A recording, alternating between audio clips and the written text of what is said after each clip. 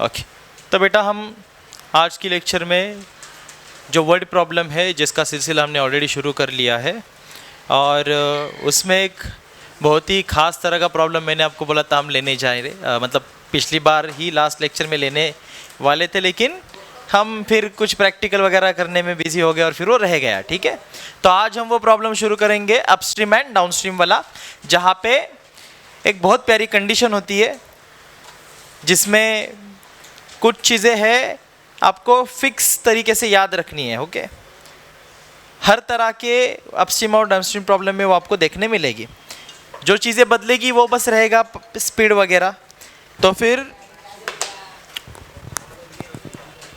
एक बढ़िया सी एक ड्राइंग बनाते बोर्ड के ऊपर और इस लेक्चर को शुरू करते, जहाँ पे हम पढ़ेंगे कि पानी में बोट जब चलती है तो उसमें हम लोग एक इस तरह के प्रॉब्लम को कैसे डील कर पाते वो हम समझेंगे। ठीक है, क्या प्रॉब्लम होता है, कैसे होता है, सब कुछ आपको आगे समझ आएगा। जस्ट कॉन्सेंट्रेट प्रॉपरली और पूरा आपका ध्यान दीजिए यहाँ पे सामने। ठीक है, दो चीज़ें हैं, एक है स्टिल वाटर और एक है करंट वाटर। अब स्टिल वाटर का क्या मतलब है, पानी स्थिर है, रुका हुआ है। ठीक है, वो बह नहीं रहा है। करंट का मतलब मैंने आपको बताया कि बहना, व्हाट वी कॉल बहना इन इंग्लिश इज करंट, है ना, फ्लो। बहना वो नहीं, मेरी बहना है तू, दैट्स नॉट अ बहना। बहना इज फ्लो, फ्लोइंग थिंग, है ना, विच इज मूविंग कॉन्स्टेंटली। जैसे पानी अगर बह रहा है, नदी का पानी आप देखो किसी एक दिशा में बह रहा होता है, बराबर, क्या वो रुका हुआ होता है? किसी तालाब का अगर देखोगे, किसी अगर आप वेल में देखोगे तो बात अलग है, तो पानी रुका हुआ नजर आएगा, स्थिर नजर आएगा। लेकिन अगर रिवर की बात की जाए, नदी की बात की जाए, तो पानी कैसा दिखता है हमको? बहता हुआ, फ्लो होता हुआ नजर आता है, किसी एक डायरेक्शन में वो बह रहा होता है, बराबर। और यहां पे हम क्या करेंगे, उस रिवर में लेके चले जाएंगे एक बोट को। अब बोट की भी हम दो तरीके से बात करेंगे जिनके लिए ये प्रॉब्लम बनता है। अपस्ट्रीम और डाउनस्ट्रीम जो दो नाम आते हैं कहां से, वही बात कर रहे हैं हम। अगर बोट मान ले बेटा, जिस दिशा में पानी बह रहा है, रिवर का पानी, नदी का पानी जिस दिशा में बह रहा है, उसी दिशा में अगर मैं बोट चला रहा हूं, ठीक है, सोचना, इसको आराम से देखो, दिमाग में आपके आनी चाहिए बात।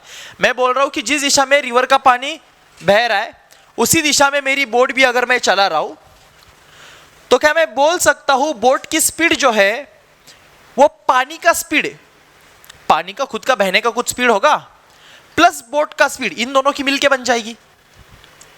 सही बात, सोचना, पानी बह रहा है, बहते हुए पानी में मैं लेके चला गया अपनी बोट, और बोट में मैंने चप्पू लगा के उसको या मोटर लगा के जिस भी तरीके से आगे बढ़ना शुरू किया। किस डायरेक्शन में? जिस डायरेक्शन में पानी बह रहा है उसी डायरेक्शन में, जिस डायरेक्शन में पानी बह रहा है उसी डायरेक्शन में मैंने बोट को भी चलाना शुरू किया। तो क्या बोट की नेट स्पीड जो होगी वो पानी का स्पीड प्लस बोट का स्पीड होगी? इसी को बोलते हैं डाउनस्ट्रीम। क्या बोलते हैं? ओके, ध्यान में रखना बात, अच्छे से इसको समझेंगे और क्लेरिफिकेशन के साथ। पहले कंडीशन समझो। सेकंड कंडीशन, अगर मान ले पानी जिस दिशा में बह रहा है उसकी उल्टी दिशा में मैं बोट को चलाना शुरू कर दूं। पानी मान ले इधर बह रहा है, मैं पानी हूं, पानी इधर बह रहा है, बोट में उल्टी दिशा में चला रहा हूं।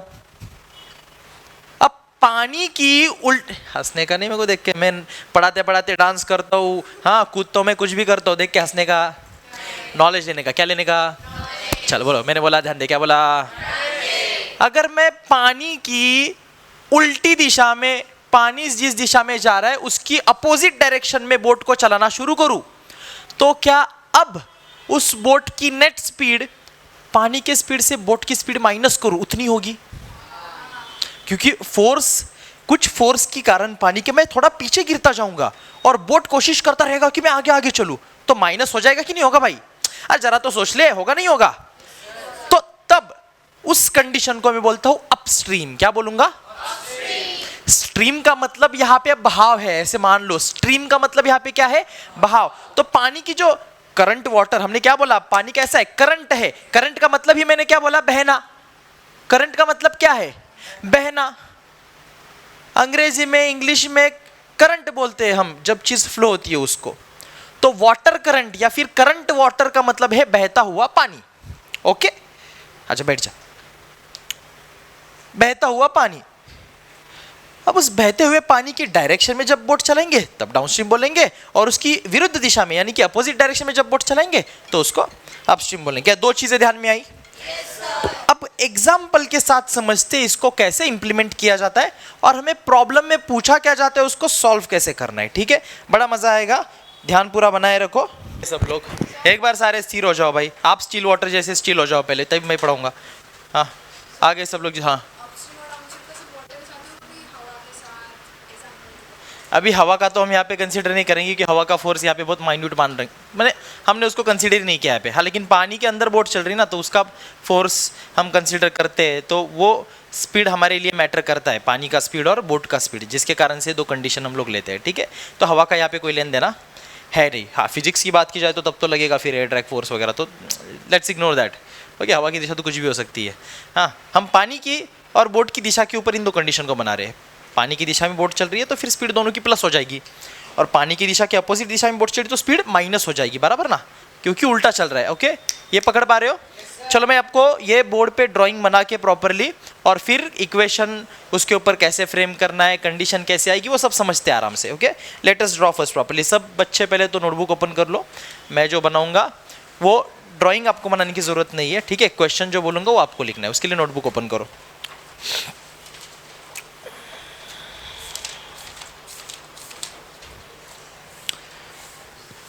सीबीएसई और एसएससी दोनों की किताब में ये एग्जाम्पल है। ठीक है, यस, ऑलराइट। हाँ यहाँ पे क्या करेंगे अभी हम लोग, एक बढ़िया नदी बनाएंगे। ठीक है, क्या बनाएंगे? नदी। आय है नदी। ठीक है, अच्छा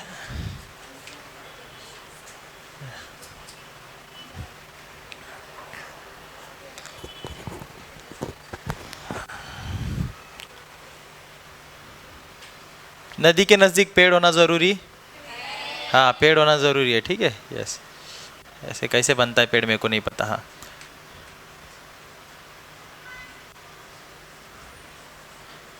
अभी चलो ज़्यादा डेकोरेशन नहीं करते, नदी के नज़दीक पेड़ है। पेड़ से कोई लेना देना है नहीं प्रॉब्लम का, फिर भी है। हमारे पास बोट है। ठीक है, हाँ? बोट है, पेपर बोट जिसमें एक इंसान भी बैठा है। ये इंसान जो है ये चप्पू चला रहा है। चप्पू बोलते हैं ना उसको, मैं गलत बोल रहा हूँ?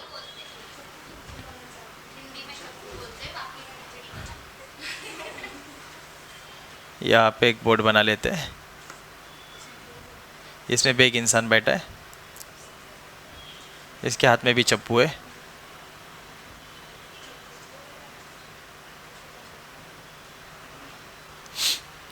ये इस तरफ जा रहा है। दो लोग नहीं है, ये एक बार इधर गया एक बार इधर गया। ठीक है, ऐसे मान, इसको 1 इसको 2 बोलते हैं। चलो दिस इज रिवर। ये क्या है? ये रिवर है। हाँ ये रिवर जा रहा है दूर तक, कहाँ पे पता है? ये जाएगा सीधा अभी, हाँ ठीक है, सीधा यूपी चला जाएगा ये अभी। ये महाराष्ट्र से सीधा यूपी तक चलेगा। हाँ जाना है पूनम गाँव, किधर गई? अच्छा निकिता को जाना है। निकिता तू गायब होनी वाली कल से, 12 तारीख से 1 महीना। अरे भाई फिर 1 महीने की पढ़ाई कैसे करेगी? ऑनलाइन कर लेगी। ठीक है, तो चलो ऑनलाइन की सुविधा है इसलिए अच्छी बात है, नहीं होता तो फिर भारी नुकसान होता है। यस, ऑलराइट, ध्यान दो, समझो प्रॉब्लम को। दो हिस्से में पहले तो प्रॉब्लम को समझते हैं। ठीक है, प्रॉपरली सब कुछ लिखता हूँ बोर्ड पे, टेंशन मत लो, पहले पूरा रेडी होने दो फिर अपन उसको डिस्कस करेंगे। लिख लेता हूँ मैं।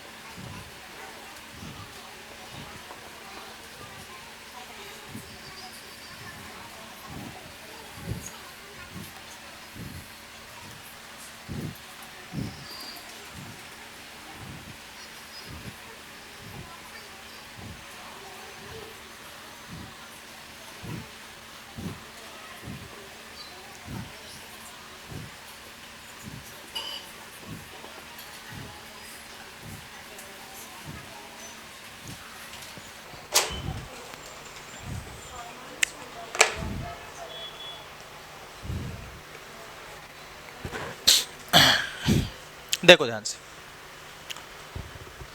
सामने आपके कुछ चीजें आपको बोर्ड पे नजर आ रही है, ठीक है? क्या क्या नजर आ रहा है बताओ? बोट, पानी, इंसान और पेड़ और चप्पू चप्पू जरूरी है, और ये लिखा हुआ है आपके शब्द, लिखे हुए मेरे शब्द, ठीक आपने जो मेहनत से लिखे हैं। ठीक। तो यहाँ पे पहली कंडीशन को रीड करता हूँ, जरा ध्यान से देखना। अ boat travels 16 kilometre upstream and 24 kilometre downstream in 6 hours. Upstream और डाउनस्ट्रीम का मतलब किस किस को समझ नहीं आया? ऐसे बच्चे हाथ ऊपर करें। 1 2 3। बॉयज में सबको समझ आया? देखा, मैं क्रॉस क्वेश्चन करता हूँ, अगर सही में नहीं समझ आया तो हाथ ऊपर करना जरूरी है, ठीक है? का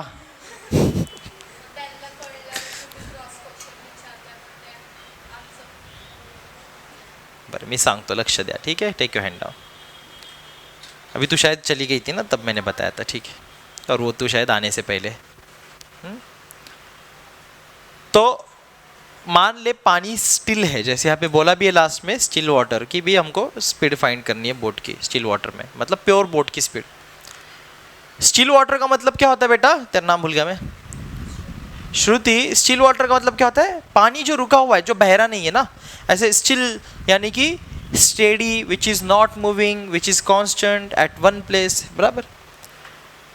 जैसे किसी बर्तन में पानी ले लिया और उसको मैंने काफ़ी लंबे समय तक टच नहीं किया, धक्का नहीं लगाया, तो पानी कैसा रहेगा? शांत रहेगा, स्टिल रहेगा, ओके? यस। और अगर मैं नदी के पानी को देखूं, मैं वापस एक बार रिपीट कर रहा हूँ सारी चीज़ें ना जो पहले बताई थी, तो नदी का पानी मैंने बोला कैसा होता है? बहता हुआ होता है। If you see the water of river, it is always flowing in some direction, either this direction or any one direction at least, है ना? किसी एक डायरेक्शन में हमेशा वो क्या होगा? बहता हुआ आपको दिखेगा। सो जो नदी का बहता पानी है, रिवर का जो फ्लोइंग वाटर है, उसको हम लोग करंट वाटर बोलते हैं या फिर वाटर करंट भी बोलते हैं। Current does mean here flowing. What is the meaning of current here? It does mean flowing, something which is flowing, okay? So हमें क्या करना है? बोट को लेके जाना है इस पानी के अंदर। अभी लेके चले गए। Just imagine you are in a boat which is in a river, and of course if your boat is in a river, okay, and Simran is along with you in a boat, तो परेशान होना तय है, ठीक है? लेकिन हम मान के चलते सिमरन हमारे साथ नहीं आई है, तो आपकी हैप्पी जर्नी रहेगी। दूसरी चीज, और बोट अगर आपकी हमने मान लिया कि रिवर के अंदर है, तो ये बात पक्की है क्योंकि रिवर का पानी बह रहा है। रिवर का पानी रुकता है क्या? किसी एक डायरेक्शन में क्या? आप मेरे को बताओ। रिवर का पानी हमेशा चलता ही रहता है 24 घंटा। सो उसी चीज को हम लोग करंट वाटर बोलते हैं। क्या बोलते हैं हम उसको? जिसका जिक्र हम यहाँ पे देखो, यहाँ पे किए, करंट वाटर, वाटर करंट, ठीक है? अब मैं बोट में बैठा हूं तो बस ऐसा नहीं कि एक जगह पे बैठने के लिए बैठा हूं, मेरे को बोट में ट्रेवल करना है। लेट सपोज मेरे को बोट में इस पॉइंट ए से लेकर के इस पॉइंट बी तक ट्रेवल करना है, ओके? कोई बुरी बात? चल, परफेक्ट। अब पॉइंट ए से मैं बोट में बैठा और पॉइंट बी तक मैंने अपनी जर्नी को शुरू किया, लेकिन ध्यान से सुनना, मैं ये समझ रहा हूं कि जब मैंने बोट में शुरुआत में जाना शुरू किया, तो जिस डायरेक्शन में अपने जर्नी को मैंने स्टार्ट किया, उसी डायरेक्शन में नदी का पानी भी बह रहा था।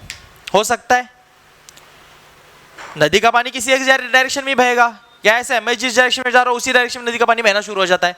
वो तो हमेशा किसी एक ही डायरेक्शन में बहेगा ना भाई, ठीक है? या दोनों डायरेक्शन में बहता रहता है, एक बार इधर एक बार उधर, झूले जैसा है तो नहीं। तो नदी का पानी किसी एक डायरेक्शन में बहता रहेगा। मैं अपनी बोट लेकर के कूद गया पानी में, बोट में बैठ गया और मैंने मान लिया अपनी जर्नी पॉइंट ए से उसी डायरेक्शन में स्टार्ट की जिस डायरेक्शन में नदी का पानी बह रहा है। तो अब इस कंडीशन को बोलते हैं डाउनस्ट्रीम जाना। क्या जाना? यानी कि नदी के पानी की बहने की जो दिशा है, उसी दिशा में अपने बोट को भी लेके जाना। सर ये अपस्ट्रीम और डाउनस्ट्रीम कंडीशन पढ़नी क्यों है? ध्यान से सुनना, सब मामला स्पीड का है। किसका है? अब क्योंकि अगर मैं अपनी बोट को नदी के बहने की दिशा में ही लेकर के चल रहा हूं, तो आप मेरे को सोच के बता सकते हो बेटा कि बोट की जो नेट स्पीड होगी आगे चलने की, क्या वो पानी का बहने का स्पीड प्लस बोट का खुद का स्पीड मिला करके टोटल बनेगी? क्योंकि पानी भी उसी दिशा में बह रहा है, तो जो ओवरऑल स्पीड मेरी निकलेगी बोट की आगे चलने की, अब है वो तो पानी का बहने का स्पीड यानी कि करंट वाटर का स्पीड प्लस उस बोट की खुद की स्पीड के बराबर होगी, मतलब दोनों की स्पीड के एडिशन के बराबर होगी। सही बात? और इसके विपरीत अगर मैं सोचता हूं, क्योंकि मेरे को पता है मैं अगर पॉइंट बी पे जाऊंगा तो भाई पूरा जिंदगी यहीं पे नहीं बैठूंगा, मेरे को वापस अपने घर भी आना है, तो आपस में उल्टा आऊंगा। और जब मैं वापस अपनी जर्नी रिवर्स जर्नी स्टार्ट करूंगा, अब मैं पानी की बहने की उल्टी दिशा में आ रहा हूंगा, है कि नहीं? सही बात है कि नहीं है? अब मेरी जर्नी किस तरफ होगी? पानी के बहने की उल्टी दिशा में होगी। तो अब मेरे को बोट ज्यादा फोर्स से भी चलानी पड़ेगी। सही बात, क्योंकि पानी के ऑपोजिट डायरेक्शन में मेरे को ट्रैवल करना है, नहीं तो पानी मेरे को फोर्स ला के उसी दिशा में लेके जा रहा होगा ना। तो अब मेरी बोट की जो नेट स्पीड होगी वो पानी के बहने का मतलब करंट वाटर का स्पीड माइनस मेरा बोट का स्पीड करूं तो उतनी होगी, बराबर। और इस चीज को बोलते हैं अपन अपस्ट्रीम। क्या बोलते हैं अपन इसको? तो अपस्ट्रीम और डाउनस्ट्रीम अब समझ आ रहा है? तो डाउनस्ट्रीम बोले तो भैया पानी के दिशा में ही बोट का चलना, और अपस्ट्रीम बोले तो पानी के बहने के विपरीत दिशा में, विरुद्ध दिशा में, अपोजिट डायरेक्शन में चलना। क्लियर है बात? अब कितनों को डाउट है अपस्ट्रीम और डाउनस्ट्रीम में? ये क्लियर हुआ? अपस्ट्रीम और डाउनस्ट्रीम क्या होता है एटलीस्ट अभी आपका क्लियर है? अगर आपका ये टॉपिक अच्छे से अभी क्लियर हो चुका है तो अभी जो हम सवाल आगे पढ़ेंगे वो आप बड़े ही आसानी से पकड़ पाओगे, आसानी से आपको समझ पाओगे। लेकिन इस सवाल को बस इतनी सी समझदारी के साथ हम सॉल्व नहीं कर सकते। सॉल्व करने के लिए हमें स्पीड के फॉर्मूले में इसको इंटीग्रेट करना होगा। मेरा मतलब है कि हमें स्पीड का फॉर्मूला यहां पे इस्तेमाल करना है। देखो भाई, हम पढ़ रहे हैं मैथमेटिक्स, क्या पढ़ रहे हैं हम लोग? अलजेब्रा पढ़ रहे हैं हम लोग, बराबर। मैथमेटिक्स पढ़ रहे हैं हम लोग, पढ़ रहे हैं linear equation in two variable नाम का चैप्टर। लेकिन ऐसे प्रॉब्लम स्टेटमेंट्स को डील करने के लिए साइंस के कुछ फॉर्मूले भी मालूम होना जरूरी। जैसे हमको यहाँ पे स्पीड का फॉर्मूला मालूम होना चाहिए। कितने बच्चे इस बेटा स्पीड का फॉर्मूला नहीं पता? अब प्यार से हाथ ऊपर करके बोल दे भाई अभी स्पीड का फॉर्मूला नहीं पता। और तू बता? हाँ, नहीं पता, नहीं पता। सो अपस्ट्रीम डाउनस्ट्रीम क्लियर है? स्पीड का फॉर्मूला बोल रहा था। स्पीड का फॉर्मूला क्या होता है? डिस्टेंस अपॉन, पक्की बात? यहां पे लिख लेता हूं, स्पीड का फॉर्मूला क्या होता है? Distance upon time. Don't worry, science का लेक्चर नहीं है, मैथ्स का ही है, ठीक है? कंडीशन ऐसी है तो फॉर्मूला मालूम रखना पड़ेगा। अब यहां पे तीनों चीजों का रेफरेंस, तीनों चीजें कौन कौन? स्पीड, डिस्टेंस और टाइम, हमको इस इंफॉर्मेशन में देखने मिलेगा। कैसे? देखो जरा ध्यान से। हमको पहली कंडीशन में बोला कि अ boat travels 16 kilometre upstream. Boat जो है 16 किलोमीटर अपस्ट्रीम, मैं गलत लिखा क्या? 16 ही है ना? हाँ ठीक, 16 किलोमीटर किधर गई बेटा? अब कैसे गई? अपस्ट्रीम गई। अपस्ट्रीम जाने का मतलब सबको अभी क्लियर? अरे यस और नो? हाँ, तो 16 किलोमीटर बोट अपस्ट्रीम गई, फिर 24 किलोमीटर डाउनस्ट्रीम आई, 16 किलोमीटर अपस्ट्रीम गई, चपक चपक चपक चपक।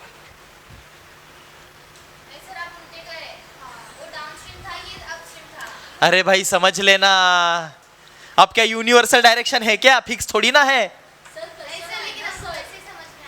अच्छा मैं यहाँ पे एरो बना लूं? अपन एरो बना लेते। मान ले ये है अपस्ट्रीम, क्योंकि पहली कंडीशन में हमने क्या पढ़ा? वो अपस्ट्रीम जा रहा है, तो हम ये पहला अपस्ट्रीम गया। फिर आते समय ये वो कैसा है बेटा? डाउनस्ट्रीम। अब क्लियर है? चलो वो कैसा ही तो तय कर ले, ठीक है? अपस्ट्रीम है मतलब वो अपोजिट में जा रहा है पानी के, और डाउनस्ट्रीम मतलब वो पानी के बहने की दिशा में अपनी बोट को लेके जा रहा है। तेज खरा। सो वो 16 किलो कितना बेटा? 16 किलोमीटर अपस्ट्रीम गया, ठीक है? लेकिन डाउनस्ट्रीम वापस 16 नहीं है। उसको याद है कि नहीं, मेरे को मेरा जो दोस्त आगे रहता ना थोड़ा दूर, वहां तक भी जाना है वापस, तो उसके घर के पास नहीं रुका, वापस आते समय थोड़ा आगे चला गया, यूं मान लो। मान सकते हो, मानने में कोई बुरी बात नहीं है। तो फिर जाते समय वापस डाउनस्ट्रीम है ना, कितना गया? 24 किलोमीटर डाउनस्ट्रीम गया, 24 किलोमीटर डाउनस्ट्रीम गया। और ये पूरी जर्नी करने में उसको 6 घंटे लग गए। 6 घंटे लग गए। बात समझो ध्यान से, बहुत प्यारा सवाल है, ठीक है। अच्छा कट हो गए खुद से। और ये पूरी जर्नी करने में, जर्नी मतलब कहां से कहां तक, अपस्ट्रीम और फिर वापस डाउनस्ट्रीम। पहले अपस्ट्रीम गया 16 किलोमीटर, फिर वापस 24 किलोमीटर। और यहाँ पे हम यूं कंसीडर कर रहे हैं कि उसने 16 किलोमीटर जाने के बाद कुछ काम नहीं किया, और ठीक है, मतलब और एक्स्ट्रा समय लगा, गया तुरंत इधर देखा और वापस आ गया, ठीक है, ऐसे मान लो, टाइम वेस्ट नहीं किया। तो वो टाइम इसमें इंक्लूडेड। घूमने के लिए गया, तेरे को क्या चक्कर लगाने गया था, हाँ 16 किलोमीटर गया अपस्ट्रीम, 24 किलोमीटर आया डाउनस्ट्रीम, और ये पूरा काम करने में उसको कितना समय लगा, 6 घंटे का समय लगा। परफेक्ट है, इतनी बात समझ आती है। प्लीज मेक श्योर यहाँ पे तीनों वेरिएबल कवर हुए क्या। यहाँ पे डिस्टेंस, सुन, यहाँ पे डिस्टेंस की बात की इन्होंने, यहाँ पे टोटल टाइम की बात की इन्होंने, स्पीड का कोई हमको लेन देन यहाँ पे, ऐसी बात मत करो, इक्वेशन उसी से बनेगा। क्या है, दोनों चीजों से स्पीड ही तो बनता है। एंड में जाकर के सवाल में देखो जरा क्या है, स्पीड तो फाइंड करने बोला है, पढ़ो, find the speed of the. तो हमारा सवाल इससे लिंक्ड है, लेकिन अब हमको उसको थोड़ा मैनिपुलेट करना पड़ेगा फॉर्मूले को। किस तरीके से सर, अगर हमको टोटल टाइम की बात की जा रही है, हमको टोटल किसकी बात की जा रही है, टाइम की बात की जा रही है, तो हमारा जो इक्वेशन है वो भी हम लोग टाइम की फॉर्म में रिफ्रेम करेंगे। कैसे, अगर मैं ये टाइम को यहां पे लेके चला जाऊं तो फॉर्मूला क्या बन जाएगा, बस यही समझदारी चाहिए, यही फॉर्मूला मेरे को यूज करना है। मतलब फॉर्मूला मैं टाइम की रेफरेंस में लिखूंगा। कैसे लिखूंगा, टाइम की रेफरेंस में। ओके, सो बोट कहां पे जा रही थी, अपस्ट्रीम और डाउनस्ट्रीम, और उसको अपस्ट्रीम 16 किलोमीटर और डाउनस्ट्रीम 24 किलोमीटर, ये पूरा जर्नी करने में उसको 6 घंटे लगे, बराबर। मैंने बोला क्योंकि यहाँ पे समय की बात की जा रही, तो हमारा इक्वेशन जो बनेगा वो भी टाइम की रेफरेंस में बनेगा, ठीक है, और समय को लेकर के हम लोग इक्वेशन जो है वो फ्रेम करेंगे। ओके, सेकेंड कंडीशन को भी पढ़ो। फिर वही बोट जो ये सब करके आई, मान ले पहले दिन हो गया, पहला दिन, this is day 1, okay, this is day 2। पहले दिन बेटा ये 16 किलोमीटर गया, 24 किलोमीटर आया, 6 घंटे लगे, ओके। दूसरे दिन वही बोट ट्रेवल्स 36 किलोमीटर अपस्ट्रीम। अब आज आकर के सोचा उसने, आज थोड़ा ज्यादा दूर जाके आते हैं, कल 16 किलोमीटर गए थे ना अपस्ट्रीम, आज थोड़ा ज्यादा दूर तक जाके आते हैं, लंबा चक्कर लगा के आते हैं, ठीक है। तो उसने क्या किया, वो 36 किलोमीटर 36 किलोमीटर अपस्ट्रीम गया बोट लेकर के, और वापस 48 किलोमीटर डाउनस्ट्रीम आया, और ये पूरी जर्नी करने में उसको कितना समय लगा, 13 आवर्स लगे। आपकी दो कंडीशन कैसे बनने वाली है समझ में आ रहा है आपको, ध्यान से समझो इस चीज को बेटा, बहुत प्यारी चीज है ये। पहले दिन बंदा अपस्ट्रीम डाउनस्ट्रीम गया, 16 किलोमीटर अपस्ट्रीम गया, 24 किलोमीटर डाउनस्ट्रीम आया, उसको ये सब करने में 6 घंटे लगे, ओके सर। दूसरे दिन गया बोट निकाल करके, तब वो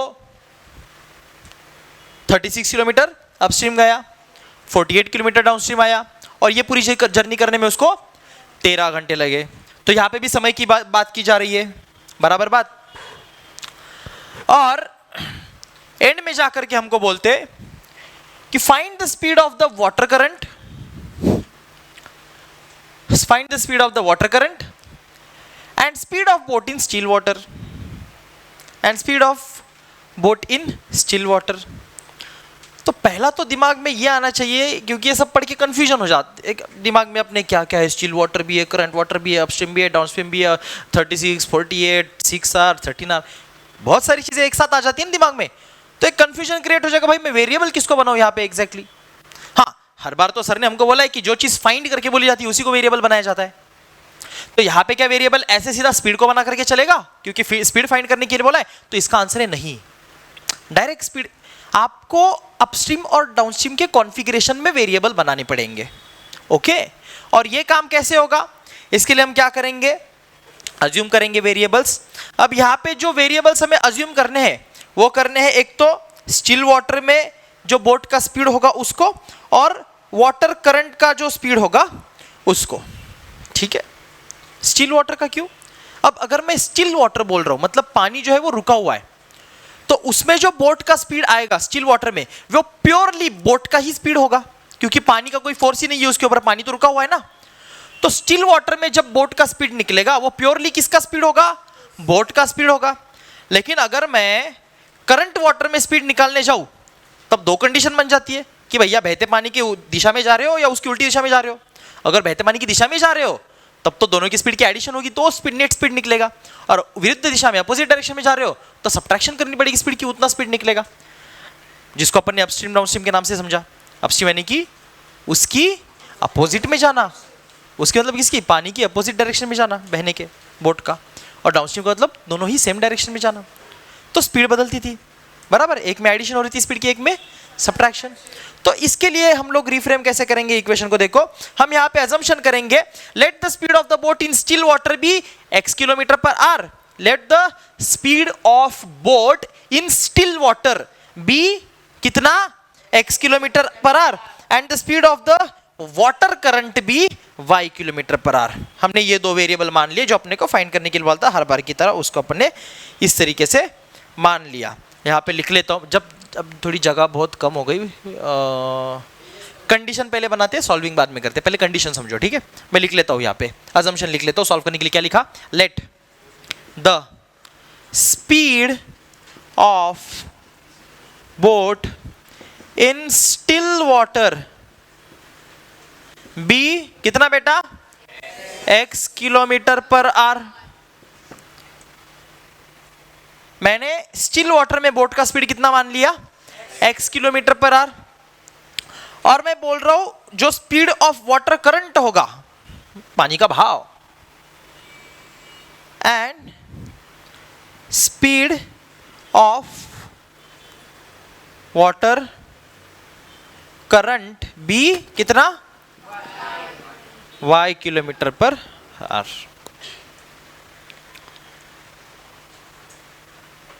x kilometre per hour, y kilometre per hour. x किसके लिए मान लिया? बोट का स्पीड स्टिल वाटर में, और y किसके लिए मान लिया? करंट वाटर का स्पीड मान लिया। अब समझो ध्यान से, अब मेरे को दोनों स्पीड अलग से निकालने पड़ेंगे, अपस्ट्रीम का भी डाउनस्ट्रीम का भी। मान ले पहले मैंने तय कर लिया कि मैं स्पीड निकाल लेता हूं बोट का डाउनस्ट्रीम कितना होगा, तो मेरे को यहाँ पे निकालना पड़ेगा speed of boat in downstream. लिख देते हैं therefore speed of boat in downstream. अब सर डाउनस्ट्रीम में बोट का स्पीड क्या होगा? वाटर करंट का स्पीड और बोट का स्पीड। क्या बोट की स्पीड का मतलब है बोट का स्पीड स्टिल वाटर में, क्योंकि वो प्योरली बोट का स्पीड होगा, पानी का कोई बहाव उसके ऊपर लगा नहीं होगा ना, कोई फोर्स लगा नहीं होगा एक्स्ट्रा, उसका स्पीड ऐड नहीं हो रहा होगा, ना सब्ट्रैक्ट हो रहा होगा, क्योंकि पानी स्थिर है। तो स्थिर पानी में जो बोट का स्पीड होगा वो प्योरली किसका स्पीड होगा? बोट का ही होगा। और मैं जानता हूं कि डाउनस्ट्रीम के स्पीड का मतलब क्या है? बोट का स्पीड हमें जोड़ना है किसके साथ? पानी के स्पीड के साथ। जिस दिशा में पानी जा रही है उसी दिशा में बोट भी जा रही होगी ना डाउनस्ट्रीम का मतलब। सही बात। डाउनस्ट्रीम का मतलब मैंने क्या बताया? जिस दिशा में पानी बह रहा है उसी दिशा में बोट भी चल रही है, तो बोट का जो नेट स्पीड लगेगा वो पानी का स्पीड और बोट का स्पीड ऐड होकर के निकलेगा, क्योंकि पानी भी उसी दिशा में बह रहा था, तो बोट आराम से आगे चलती जाएगी। पानी का स्पीड और बोट का स्पीड क्या हो जाएगा? ऐड हो जाएगा। तो डाउनस्ट्रीम में मैं क्या बोल सकता हूं फिर? The speed of boat in downstream will be how much? It will be speed of boat in still water which is x plus speed of water current which is y kilometre per are. बराबर बात बेटा? समझ आ रही है क्या आपको? ये चीज समझ आ रही है? स्पीड ऑफ बोट डाउनस्ट्रीम में कितना निकला? x plus y kilometre per are निकला। देखो पहले तो अभी स्पीड को निकाल लेते हैं अपन, इक्वेशन बनाने की बात हम करेंगे थोड़ी देर बाद, लेकिन अभी पहले स्पीड कैसे निकल रहा है उसको समझ लो। स्पीड कैसे निकल रहा है उसको समझ लो। ये समझ में आया? कितनों को ये नहीं समझा? हाथ ऊपर कर, आराम से हाथ ऊपर करो, टेंशन नहीं है। पहले इसको डिस्कस करेंगे फिर आगे बढ़ेंगे, टेंशन नहीं लेना बेटा। लड़कियों में बड़ा ग्रुप है, लड़कों में बहुत होशियार हो सर भाई। अच्छा बस शुरू हो, चल ध्यान देते सारे। मैंने बोला ध्यान दे। डाउनस्ट्रीम का मतलब था बोट का पानी की ही दिशा में चलते जाना। बोट का स्पीड जो है वो x कितना माना मैंने, speed of boat in still water कितना x, और जो बहता पानी है उसका स्पीड मैंने कितना माना y। तो मैं तो समझता हूं ना कि बेटा डाउनस्ट्रीम में जो स्पीड निकलेगा ओवरऑल वो तो पानी का स्पीड प्लस उस बोट का स्पीड के बराबर होगा, क्योंकि एक ही दिशा में बह रहे। तो जोड़ दिया दोनों को, बोट का स्पीड और पानी का स्पीड। क्लियर? इसलिए डाउनस्ट्रीम का स्पीड कितना निकला, x plus y kilometre per hour. अब आ रही है बात दिमाग में? इसलिए डाउनस्ट्रीम का स्पीड कितना निकला, x plus y kilometre per hour निकला। अब बात करते हैं अपस्ट्रीम के स्पीड की, ठीक है? यहां पे लिख लेते हैं and speed of boat in upstream is equal to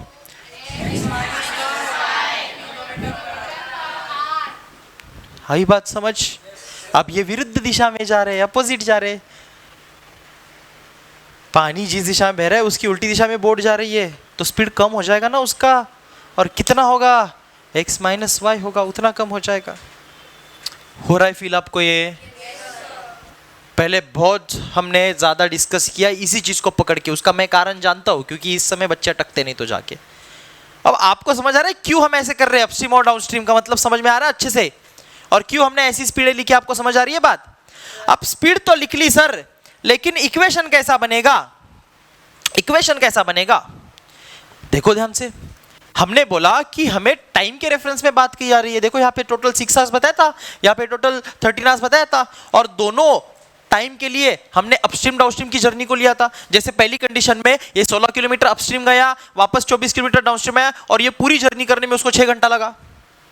पूरी जर्नी करने में इसको 6 घंटा लगा। क्या मैं ये जानता हूं कि बस 16 किलोमीटर अपस्ट्रीम जाने में इसको कितना समय लगा? क्या मैं ये जानता हूं बस 24 किलोमीटर डाउनस्ट्रीम आने में इसको कितना समय लगा? लेकिन मैं टोटल समय जानता हूं कि इसको 6 घंटा लगा। मैं अकेले अपस्ट्रीम जाने का समय जानता हूं क्या? अरे नहीं भाई, दिया ही नहीं है कहीं पे। मैं अकेले डाउनस्ट्रीम आने का समय जानता हूं क्या कितना लगा? पता नहीं। क्या ये दोनों समय सेम रहेंगे? अपस्ट्रीम जाने में जितना समय लगा उतना ही डाउनस्ट्रीम आने में लगा होगा? क्योंकि भाई डिस्टेंस कम ज्यादा है। अपस्ट्रीम तो 16 किलोमीटर गया, डाउनस्ट्रीम तो 24 किलोमीटर आया, तो समय तो कम ज्यादा लगा होगा ना। मेरे को दोनों का अलग से समय मालूम है क्या, अपस्ट्रीम में कितना लगा, डाउनस्ट्रीम में कितना लगा, लेकिन टोटल समय मालूम है। अपस्ट्रीम और डाउनस्ट्रीम जाके आने में पूरा समय उसको कितना लगा, 6 घंटे का लगा। तो मैंने बोला एक काम करते हैं, समय जोड़ देते हैं। कैसे जोड़ते हैं समय? यहां पे ध्यान देना बेटा, मैंने बोला ध्यान दे, मैंने बोला यहां पे टाइम का जो रेफरेंस लेके हमने इक्वेशन बनाया कि टाइम इज इक्वल टू क्या है, डिस्टेंस अपॉन। तो एक बार हम लिखेंगे अपस्ट्रीम को जाने में कितना टाइम लगा और प्लस डाउनस्ट्रीम को जाने में कितना टाइम लगा, और इसको इक्वल करके बोलेंगे 6 घंटा। बराबर? देखो, क्या मैं ऐसे लिख सकता हूं टाइम की रेफरेंस में, अपस्ट्रीम जाने में 16 किलोमीटर लगे, लेकिन अपस्ट्रीम का स्पीड कितना था, अपस्ट्रीम का स्पीड कितना था, x माइनस वाई। फिर मैंने बोला ये क्या हुआ, डिस्टेंस अपॉन स्पीड हुआ। देख, डिस्टेंस अपॉन मतलब ये टाइम है, डिस्टेंस अपॉन स्पीड है मतलब क्या है, टाइम है। तो क्या ये बात क्लियर है? ये मैंने नथिंग बट मैंने टाइम लिखा। ये मैंने क्या लिखा, किसका टाइम, अपस्ट्रीम का टाइम। प्लस मैं बोलूंगा डाउनस्ट्रीम भी तो गया 24 किलोमीटर, और डाउनस्ट्रीम का स्पीड कितना था, तो अब ये मैंने क्या लिखा, टाइम लिखा। किसका, डाउनस्ट्रीम का। अपस्ट्रीम का टाइम प्लस डाउनस्ट्रीम का टाइम टोटल कितना, हाई बात समझ? अपस्ट्रीम का टाइम प्लस डाउनस्ट्रीम का टाइम टोटल, ये बंदा 16 किलोमीटर अपस्ट्रीम गया, 24 किलोमीटर डाउनस्ट्रीम में, 6 घंटे में। ऐसा इक्वेशन बना, टाइम के रेफरेंस में लिखा, लेकिन वही चीजें है, डिस्टेंस और स्पीड। बराबर है ना? अपस्ट्रीम और डाउनस्ट्रीम गया और आया, और ये सब करने में उसको 6 घंटे लगे। तो प्लस किया मैंने, अपस्ट्रीम गया प्लस डाउनस्ट्रीम आया, तो अपस्ट्रीम जाने में कितना समय लगा प्लस डाउनस्ट्रीम आने में कितना लगा, टोटल 6 घंटे लगे। टोटल इज इक्वल टू 6 घंटे लगे। बराबर? और उसको मैंने इस तरीके से लिखा, टाइम को डिस्टेंस अपॉन स्पीड की तरह लिख सकता हूँ। डिस्टेंस का मतलब क्या है, डिस्टेंस स्पीड, टाइम का मतलब क्या है, डिस्टेंस अपॉन स्पीड। टाइम का मतलब क्या है, डिस्टेंस अपॉन स्पीड। तो डिस्टेंस 16 किलोमीटर था, तब उसकी स्पीड इतनी है, क्योंकि अपस्ट्रीम है। अपस्ट्रीम 16 किलोमीटर गया था ना, अपस्ट्रीम का स्पीड मैंने निकाल लिया ना। आ रही ये बात समझ? तो मैंने जो इक्वेशन लिखा वो किसकी रेफरेंस में लिखा? टाइम की रेफरेंस में लिखा। क्लियर है क्या? इक्वेशन किसकी रेफरेंस में लिखा बेटा? टाइम की रेफरेंस में लिखा। अब ये तो हुआ मेरा फर्स्ट इक्वेशन। अच्छा, इसको अपन लीनियर इक्वेशन की तरह दिखने लायक बना लेंगे, क्रॉस मल्टीप्लिकेशन कर ले, ये कर ले, वो कर ले, सब करेंगे। फिलहाल ये इक्वेशन बन गया। ऐसा ही मैं दूसरा इक्वेशन बना सकता हूं इस सेकंड कंडीशन को देख करके। अब आप बच्चे मेरे को देख करके बताओगे बेटा इस सेकंड कंडीशन में क्या देखने मिल रहा है? द सेम बोट जो दूसरे दिन गया वापस हो, है ना? पहले दिन 16 किलोमीटर अपस्ट्रीम गया, 24 किलोमीटर डाउनस्ट्रीम आया, उसको मजा आया, बोला दूसरे भी दिन जाऊंगा, लेकिन इस दिन क्या करूंगा, थोड़ा ज्यादा दूर चक्कर लगा के आऊंगा। आज कल जो 16 किलोमीटर गया था अपस्ट्रीम, आज कितना गया? 36 किलोमीटर अपस्ट्रीम गया, और डाउनस्ट्रीम कितना आया? 48 किलोमीटर आया। अब क्योंकि ज्यादा डिस्टेंस जाके ज्यादा डिस्टेंस आया तो टाइम भी ज्यादा लगा। कितने घंटे लगे? 13 घंटे लगे भाई। बराबर बात है कि नहीं है? अब वापस टाइम की फॉर्म में इक्वेशन को फ्रेम करके दिखाओ आप लोग मेरे को, बताओ क्या करेंगे? यहाँ पे लिख लूं, कोई दिक्कत? बोर्ड पे जगह पे यहाँ पे एडजस्ट कर लेते हैं, ठीक है? हाँ, तो अपस्ट्रीम गया मतलब x माइनस प्लस डाउनस्ट्रीम कितना आया? ऐसा क्यों किया सर? ये टाइम है, ये अपस्ट्रीम को लगा हुआ टाइम है, ये डाउनस्ट्रीम के लिए लगा हुआ टाइम है। लेकिन हम जानते हैं अपस्ट्रीम और डाउनस्ट्रीम जाके टोटल टाइम इसको कितना लगा? टोटल 13 घंटे लग गया। टाइम ही है ना, देखो टाइम ही है ना, distance upon speed, distance upon speed, distance upon speed, upstream का डाउनस्ट्रीम का टोटल टाइम लग गया 13 घंटा। कैसे हम इस इक्वेशन तक पहुंचे, ये पूरी कहानी आपको समझ में आ रही है? This is very important because बहुत से बच्चे इसको समझ ही नहीं पाते। बुक में देख के बस रीड करते तो नहीं समझ पाते बच्चे, है ना? ये क्या कर दिया भाई, कहां से x+ आ गया, कहां से डिनोमिनेटर में लिख दिया, कहां से, they don't get the relation. अब रिलेशन समझ आ रहा है ऐसे क्यों किया हमने सब कुछ? पक्की बात, बहुत अच्छे से। ये बना मेरा सेकंड। अब जो दोनों इक्वेशन है इसे हम बखूबी सॉल्व कर सकते हैं क्योंकि हमने रिप्लेसिंग मेथड पढ़ी है कि नहीं पढ़ी है? क्या हमने रिड्यूसिबल फॉर्म पढ़ा लीनियर इक्वेशन का? पिछले लेक्चर में, उसके पिछले लेक्चर में पढ़ा। और आप मेरे को बताओ यहाँ पे हम लोग क्या करेंगे? किसको रिप्लेस करेंगे? किसको? नालायक को 1/x-y को रिप्लेस करेंगे m से, और 1/x+y को रिप्लेस करेंगे। इसके बाद वाला काम आपको आता? फिर mn आने के बाद वापस उसकी वैल्यू रिवर्स कर देंगे। किसको? उसी को जिसको अपन ने रिप्लेस किया था। m को अपन बोलेंगे भैया m क्या था? 1/x-y था। n क्या था? 1/x+y था। वैल्यू घुमा दो क्योंकि mn की वैल्यू होगी आपके पास। वापस उसको दो इक्वेशन मिलेंगे और उन दोनों इक्वेशन को जब आप साइमल्टेनियसली सॉल्व करेंगे तो आपको x और y मिलेगा जो कि अपने को एक्चुअली फाइंड करना है। Speed of the still water and the current water. आ रही ये बात समझ? सब जमलिंग वोंगलिंग ऐसे कुछ हो गया क्या? क्लियर है बातें? जगह कम है जिसके कारण मैं भी यहाँ पे आगे और नहीं सॉल्व कर सकता हूँ, लेकिन अब आप जितना यहाँ पे लिखा हुआ आपको नजर आ रहा है अच्छे सीक्वेंस में, प्रॉपरली अच्छे हैंडराइटिंग में आप लोग लिख लो। फिर भी कोई चीज नहीं समझ आती है तो हाथ ऊपर करके पूछ लो, और इतना होने के बाद मेरे को बताओ, फिर हम आगे इक्वेशन को कंटिन्यू करेंगे। ये पूरा सॉल्व मैं आपको सॉल्व कर दूंगा, टेंशन मत लो, आपको नहीं करना है, ठीक है? ये मैं करके दूंगा। पहले आप इतना लिख लो अच्छे से, राइट डाउन फास्ट, छाप लो बेटा। अब सुन बेटा, यहां से इक्वेशन तो फ्रेम कर लिया अपन ने, इक्वेशन फ्रेम करने तक की बात अपनी क्लियर? ओके, अब इक्वेशन को सॉल्व करने का तरीका वैसे अपन ने पढ़ लिया है, क्योंकि अब यहाँ पे 3-4 नए बच्चे बैठे तो मैं एक बार और रिवाइज कर देता हूँ आप लोगों के लिए, चलेगा? लेकिन आप ज़्यादा ध्यान दो अभी, क्योंकि जब मैंने ये टॉपिक पढ़ाया है, इन इक्वेशंस को कैसे सॉल्व किया जाता है, ये मैं ऑलरेडी पढ़ा चुका हूँ। मैंने इक्वेशन रफ कर दिया क्या सेकेंड वाला? ठीक है, अपन इन दोनों को यहाँ पे वापस अच्छे से लिख लेते हैं। पहला इक्वेशन है 16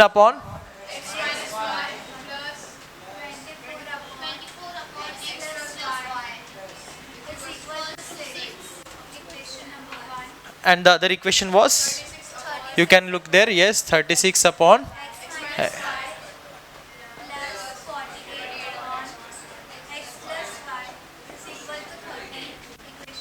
all right, these two equations we have.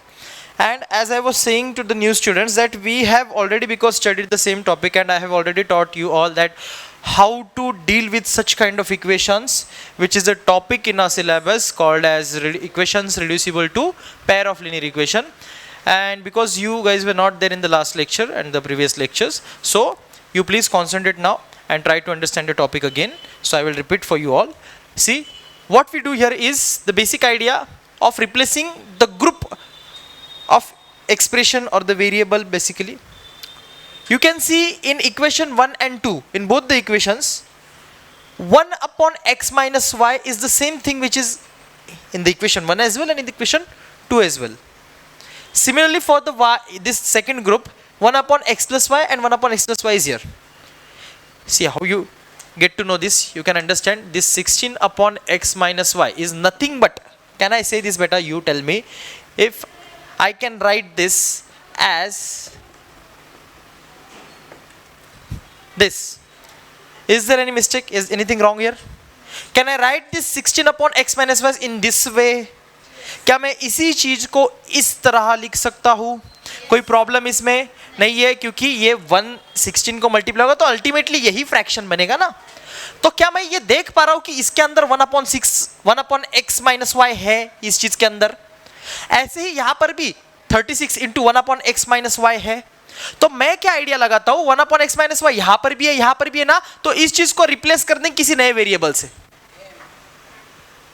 वो पूरा ग्रुप जो 1 अपॉन x माइनस वाई था, वो मैंने बोल दिया कि चलो मान लेते हैं ये 1 अपॉन x माइनस वाई पूरा m है.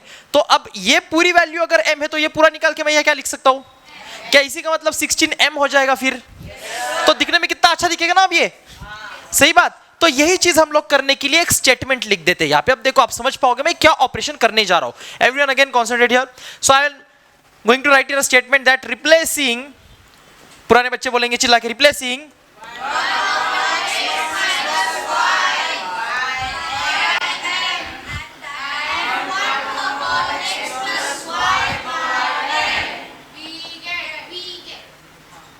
ऐसा. हैंडराइटिंग को इग्नोर करो, कोई बुरी बात.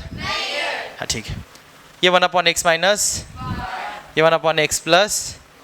ठीक है. अब अगर मैंने इस ग्रुप को m से और इस ग्रुप को n से रिप्लेस किया तो मेरे नए इक्वेशन कुछ इस तरीके से नजर आएंगे. देखो 1 upon x plus y replace हुआ n से. क्लियर. यहां पे क्या होगा?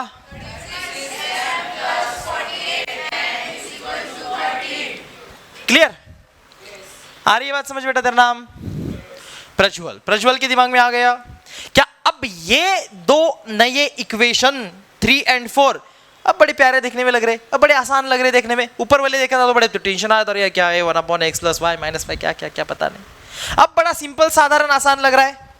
और क्योंकि अब इक्वेशन सिंपल साधारण, और मैं अगर बोलूं तो अपने जो जनरल फॉर्म हमने जो पढ़ा जिसमें हमें चाहिए ये उसी फॉर्म में आ चुके हैं कि भैया ax plus b y is equal to c. पहला इक्वेशन भी दूसरा इक्वेशन भी ax plus b y is equal to इसी फॉर्म में आ चुके हैं. और अब ऐसे इक्वेशन को सॉल्व करना तो मेरे को बखूबी आता है. और इसको सॉल्व करने के लिए चाहे अब अभी एलिमिनेशन मेथड इस्तेमाल करो, चाहे सब्स्टिट्यूशन मेथड इस्तेमाल करो, या चाहे कोई और मेथड इस्तेमाल करो, उसमें कोई शक नहीं है, उसमें कोई बुरी बात नहीं है, उसमें कोई डाउट नहीं है. आप इसको बड़े आराम से कर पाओगे. ठीक है. क्या ये दो इक्वेशन आप सॉल्व कर पाओगे? फिलहाल आप मत करो. हम क्या करेंगे, इन दोनों इक्वेशंस को ऐसे समझेंगे कि हमने सॉल्व किया, और समय बचाने के लिए हम सीधा आंसर लिख लेंगे यहाँ पे. चलेगा क्या?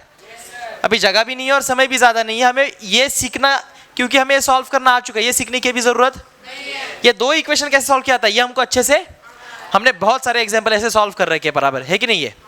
तो मैं यहाँ पे सीधा m और n का आंसर लिख करके आगे चलूँ, जो कि किताब में क्योंकि शॉर्ट एग्जाम्पल है तो मैं देख के लिख लेता हूँ. चलेगा ना बेटा? या ऐसे बोलेंगे सर देख के सॉल्व करते हैं? सर तो ऐसे तो किताब भी नहीं लेते कभी हाथ में. ठीक है. एग्जाम्पल के लिए लेना पड़ता है. अरे भाग भाई, फ्री में नहीं पढ़ाता मैं, फीस पे करनी पड़ी थी. निकल. फ्री में आ गया क्लास में. निकल. चल ठीक है. ऐसा बोला तो बदला निकाल लेगा, कान वान में घुस जाएगा पता नहीं. फिर ये बहुत ज्यादा आ गए. करे ये लाइट बंद करनी पड़ेगी क्या? ये पिछले साल हुआ था डेंजर लेवल पे, किसको याद है? बहुत सारे जमा हो गए थे क्लास में. फिर हमने बहुत जुगाड़ करके, अब तो ये पूरा पैक भी क्या है, तो ओपन था पिछले साल, तो यहाँ पे विंडो है पीछे, वो बाहर से आते थे, अब तो कहा नहीं। ये किसी ने विंडो ओपन रखी है? बंद कर दो, नहीं तो आपको बहुत परेशान, लड़कियां बहुत डरती है नहीं तो फिर। ठीक है, ये आते ऐसे सर पे घूमते हैं ना कि रक्षा रक्षा कर अपनी खुद की। अभी कौन क्या बोल रही है? अब मेरे को क्या पता रक्षा के बारे में, वो रक्षा क्या खाती है, खाती भी होगी, मेरे को नहीं मालूम। पसंद है तेरे को कीड़े मकोड़े? पसंद है। m आ रहा है बेटा यहाँ पे सॉल्व करने के बाद 1/4 बुक है तेरे सामने, सॉल्व किया तूने, एंड n यहाँ पे अपने को मिल रहा है 1/12। क्या m और n का जो आंसर अपने को मिला यहाँ पे अपना क्वेश्चन खत्म हो गया? नहीं हुआ। This is not our original answer, this is not the answer that we are looking for. हमें बल्कि x और y का सोल्यूशन चाहिए, m और n का नहीं। तो कैसे करें? वापस जो हमने माना था, हमने m एक्चुअल में इस चीज को माना था, हमने n एक्चुअली इस चीज को माना था, उसको वापस दे देते, वो वैल्यूज को वापस दे देते। कैसे दिया जाए सर? वापस कुछ रफ कर दो, ये लिख रखा है आपने पहले, ये रफ कर देता हूं, अब चलेगा?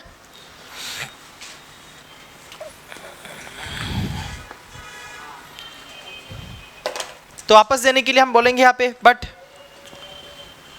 m is equal to 1/x-y, बराबर। एक मिनट, मैंने कुछ और कंसीडर तो नहीं किया है ना, क्योंकि उल्टा अगर हो गया, ठीक है बराबर, क्योंकि हो सकता है मैंने 1/x+y को वो m उल्टा ले लिया होता तो फिर आंसर बदल जाता। m की वैल्यू आई 1/4, मैंने यहाँ पे डाल दी, इज इक्वल टू 1/, तो मैं यहाँ पे क्या बोल सकता हूँ? Therefore x - y is equal to taking reciprocal on both side, या फिर इसको टेकिंग इनवर्स भी बोल सकते हैं, बराबर बात। तो ये मेरा जो इक्वेशन है, इसको नया इक्वेशन को नया नंबर दे देंगे। बोलो क्या? Equation number 5। सेम चीज मैं बोल रहा हूँ, and n is equal to क्या था? 1/, n की वैल्यू बोल बेटा 1/12 इज इक्वल टू 1/x+y। तो देयरफॉर क्या मैं बोल सकता हूँ कि x+y जो है वो कितना आया? 12 है, मैंने गलती से 2 लिख दिया। ये हो गया इक्वेशन नंबर। क्या इक्वेशन 5 और 6 को साइमल्टेनियसली अगर सॉल्व करते तो x और y मिल जाएगा? तो करते हैं फिर साइमल्टेनियस सॉल्व, जिसके लिए लिखना पड़ेगा सॉल्विंग इक्वेशन। अरे एक साथ नहीं आया, चलो मेरे साथ में बोलो।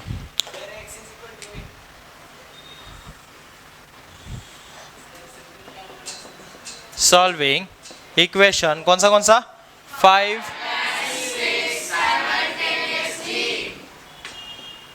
साइमल्टेनियसली, ठीक बात। अब इन दोनों इक्वेशन को साइमल्टेनियसली करने के लिए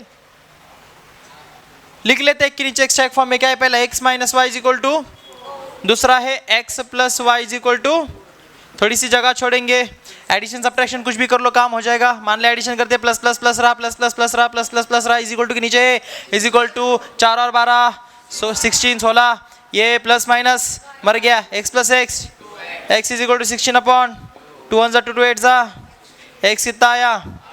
क्या x असल में मैंने जो माना था वो क्या माना था? बताओ जरा, लिखा था स्टेटमेंट आपके नोटबुक में, आपने लिखा होगा ना। x क्या माना था मैंने? हमने शुरू में स्टेटमेंट लिखा था, let speed of the boat in still water be x km/h। ये स्पीड है ना भाई, तो यूनिट क्या आएगा? किलोमीटर पर, तो x आ गया 8 km/h। y निकालने के लिए x की वैल्यू को सब्स्टिट्यूट कर देंगे इक्वेशन 5 या 6 में। बताओ किस में कर दे? चलो 5 में कर देते हैं। तो इक्वेशन है अपना x - y is equal to 4, यहाँ पे x मिला 8, तो 8 - y is equal to 4, minus y is equal to 4 minus 8 minus y is equal to -4, minus minus मर गया, y इज इक्वल टू, अरे बराबर बात, कोई गड़बड़? तो यहाँ पे हाँ km/h, थैंक यू बेटा, 4 km/h, यूनिट जरूरी है, ये तो आधा मार्क कटेगा। अब लेकिन हमने ये सीखा है, सर ने हमको अच्छे से बताया था कि जो वर्ड प्रॉब्लम होता है उसका आंसर ऐसे लिखेंगे नहीं, कैसे लिखेंगे, स्टेटमेंट की फॉर्म में लिखेंगे। तो लास्ट में स्टेटमेंट बना देंगे, बोलो क्या, the speed of the boat in still water is 8 kilometre per our and that of in current water is, लिख लोगे? आ गया? प्रॉब्लम जैसा शुरू में लग रहा था क्या उतना पेचीदा है? आसान है, सिंपल है। ऐसा अगर कोई और प्रॉब्लम मैं आपको दे दूं सेम तरीके वाला, बस वैल्यूज अलग करके, तो क्या आप उसको सॉल्व कर पाओगे? ठीक है, सारी बातें समझ में आ गई दिमाग में अच्छे से? अरे यस और नो? पक्का, झूठ बोलने का नहीं। लिख लो, छाप लो बेटा, चलो जल्दी। ऐसा कोई है जिसको हिंदी नहीं समझ आती? असा कुणी ज्याला फक्त मराठीत चांगली कळते किंवा इंग्लिश कळते? Anyone who don't understand Hindi? ऐसा कोई बच्चा बैठा है यहाँ पे? सभी को आती है समझ? क्योंकि मैं अपनी पढ़ाने की जो भाषा है, लैंग्वेज है, वो ज़्यादातर हिंदी रखता हूँ, साथ में इंग्लिश भी बोलता हूँ, मराठी भी बीच में घुस जाती है। I can speak this 3 languages as I said in my first lecture as well. तो अगर किसी को ऐसा है कि लैंग्वेज से परेशानी है, लैंग्वेज क्योंकि मैं नहीं चाहता बैरियर बने हमारे पढ़ाई के बीच में, तो बच्चा मेरे को शुरू में ही बता दे, ठीक है? तो मैं उसकी भी मतलब फिक्र करूँगा उस हिसाब से लेक्चर के समय।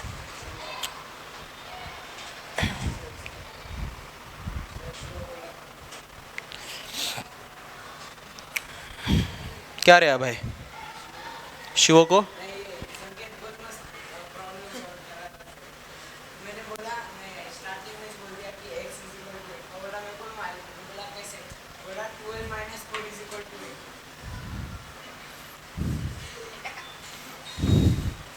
तो 4 कहाँ से आया? वो दूसरा था ना उधर ऊपर। अच्छा ये वाला, अच्छा।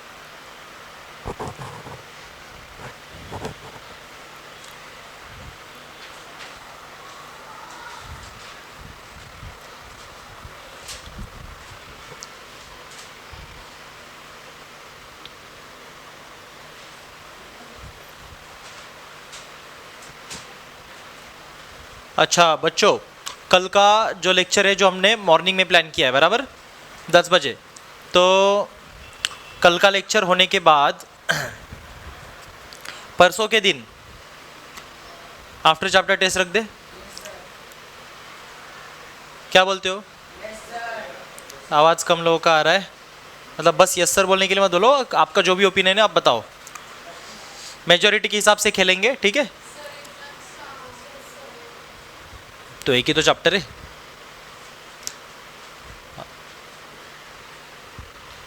ठीक है, आप बोलो तो बाद में ले लेंगे, कोई दिक्कत नहीं है। कब तक बाद में? क्योंकि अब ये चैप्टर खत्म हो जाएगा, ठीक है? अब ये कल आपका इस लीनियर इक्वेशन का लास्ट लेक्चर होगा। ऑलराइट, कल जो है लीनियर इक्वेशंस का लास्ट लेक्चर होगा।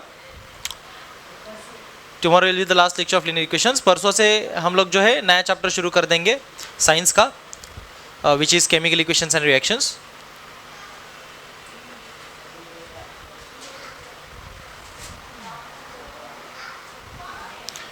साइंस के चैप्टर थोड़ी जल्दी खत्म हो जाते हैं क्योंकि थ्योरेटिकल बातें होती है सब, और प्रैक्टिकल वगैरह भी हम लोग तो करेंगे वैसे समय आते ही। लेकिन मैथ्स के चैप्टर को सॉल्व करना, प्रैक्टिस कराना, इसमें समय जाता है, तो थोड़ा सा समय ज़्यादा लगता है कवर करने में, कंप्लीट करने में। साइंस के ऐसे फटाफट निकल जाते हैं।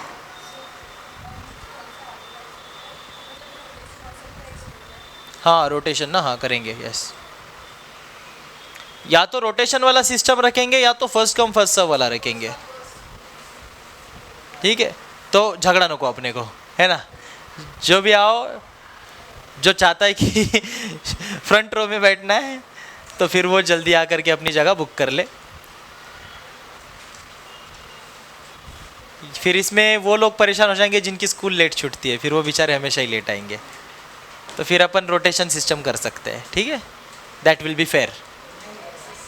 तो आज जो लास्ट रो में है वो कल फर्स्ट रो में रहेंगे and the same wise it will rotate, okay. Same boys के साथ भी कर सकते हैं, लेकिन बॉयज़ में मेरे को नहीं लगता इस चीज़ को लेके झगड़ा होगा उनको कोई फर्क नहीं पड़ता है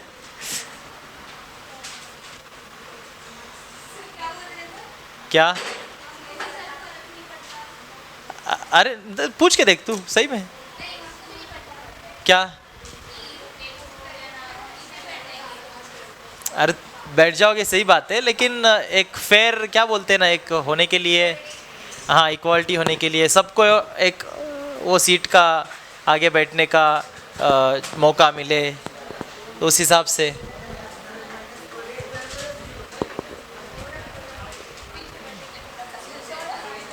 ऐसे तो दिक्कत नहीं आएगी, इतना लंबा भी नहीं है ऐसे, क्लास बहुत दूर नहीं, दिख जाता है, लेकिन फिर भी चलो सबको मौका मिले आगे बैठने का, पीछे बैठने का, सबके लिए रोटेशन ठीक है। सो फॉर गर्ल्स रो के लिए हम लोग रोटेशन अप्लाई करेंगे कल से, ठीक है। गर्ल्स रो में रोटेशन चलेगा, जो सबसे लास्ट बेंच होगा वो नेक्स्ट डे कहाँ पे आएगा, फर्स्ट बेंच पे आएगा, और सेम फर्स्ट बेंच वाला सेकंड पे जाएगा, सेकंड वाला थर्ड पे चला जाएगा, ठीक है। तो किसी को ये न को इक्वालिटी रहेगी। पी ले।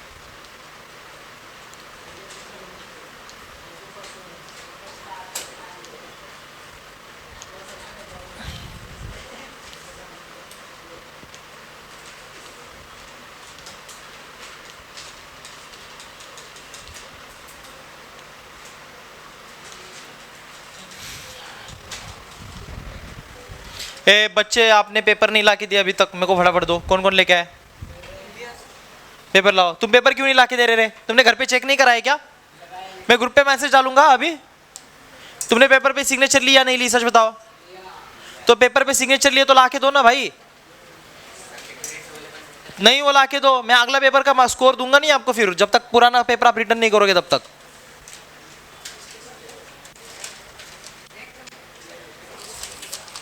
ठीक। और बाकी बच्चे ये सिग्नेचर करके जल्दी ला के दो, ठीक है। मेरे पास 2-3 ही पेपर आए, सब लोग क्या आने चाहिए। कितने पेपर कंडक्ट किए थे अपन ने? पहली एग्जाम, पहली रैपिड टेस्ट 15-16 बच्चे थे, है ना। यस, सारे बच्चे मेरे को पेपर जल्दी ला के दो। ये रख दे वहाँ पे, जो मेरे ऑफिस के सब बगल वाली अलमारी है, उसके अंदर सबसे नीचे। चले आगे, एक नए तरीके का सम और एक पढ़ते हैं, ठीक है। ये अभी हमने डाउनस्ट्रीम अपस्ट्रीम वाले केस का सम पढ़ा, अभी हम लोग 2 डिजिट एंड 3 डिजिट नंबर वाले टाइप का सम पढ़ते हैं। वो भी इंटरेस्टिंग होता है, समझो, मजा आएगा आपको।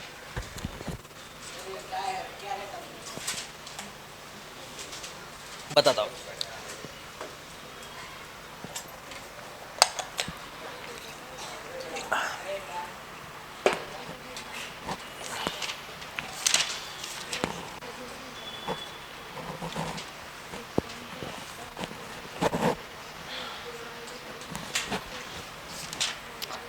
थ्री डिजिट वाला करे कैसे था?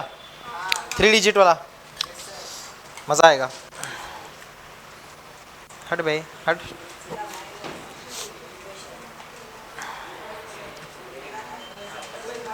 या पहले 2 डिजिट वाला कराओ, सीधा 3 समझ पाओगे आप।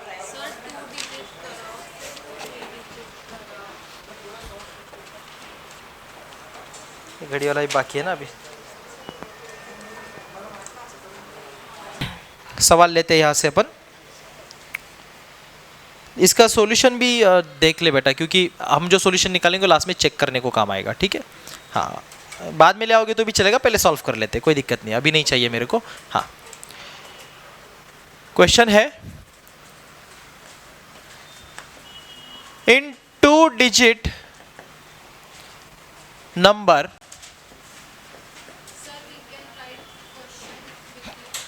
you can write the question along with me, and जब क्वेश्चन लिख लूंगा पूरा तो आप रुक जाओ, फिर ध्यान दो बोर्ड पे ऊपर। इन अ 2 digit number, digit in units place is twice the digit in tens place.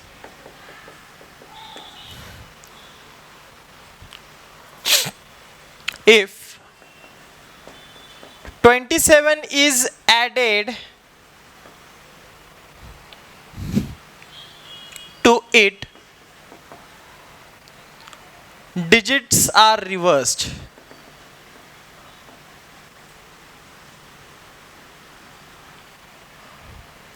Find the number. देखो कैसे कैसे कैसे सवाल आ जाते हैं. ये क्या हो गया?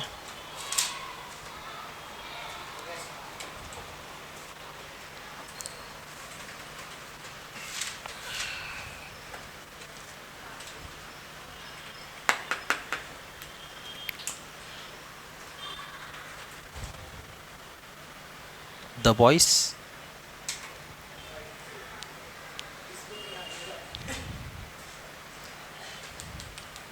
इतना आगे बैठते हो, ऐसे गर्दन दुखती नहीं है? कंफर्टेबल?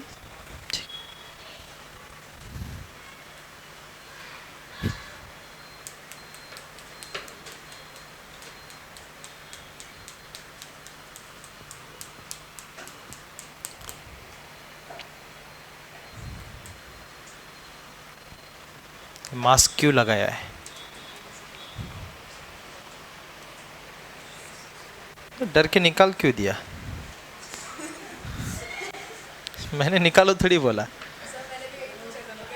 मैंने बस पूछा मास्क क्यों लगाया है. ये अब निकालो, अब रीज़न बताता हूँ. हाँ, पहले तुम बताओ लगाया क्यों था? एस्थेटिक बनने के लिए? एस्थेटिक नहीं, फिर कंफर्टेबल लगता है, soft.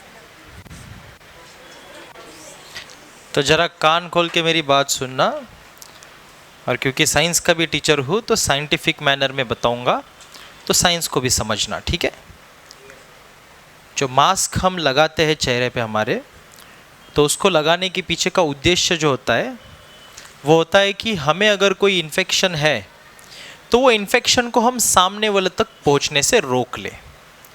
It resist all the microorganisms that we may sneeze onto other person or in the environment and the space in the surrounding where many other people are around us.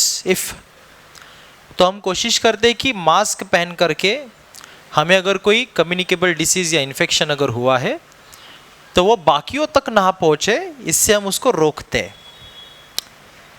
The real meaning of wearing mask is this.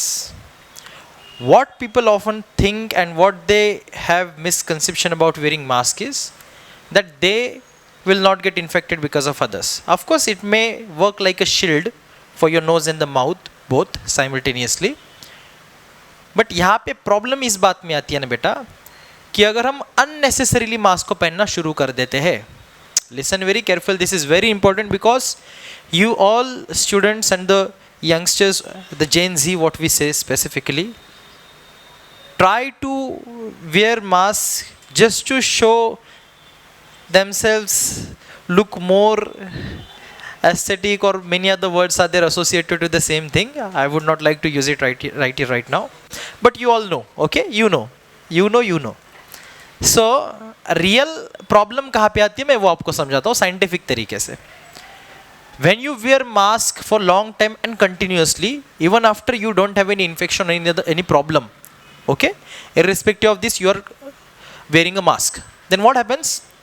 The mask, which is basically a surface of a cloth, many different type of microorganisms, bacterias, and many other bad things are already on that surface. And the thick cloth is already resisting the good air to go in your nose. So होता क्या है, जो अच्छी हवा है बाहर की, the air, the oxygen, the purity which is around you right now, is not going directly into your nose because the mask, the shield is resisting it somewhere. since it is resisting the good air to go inside your nose and the lungs, it's again then after, so your breathing rate reduces, your breathing rate actually increases, and your amount of oxygen, the supply of oxygen to your lung reduces.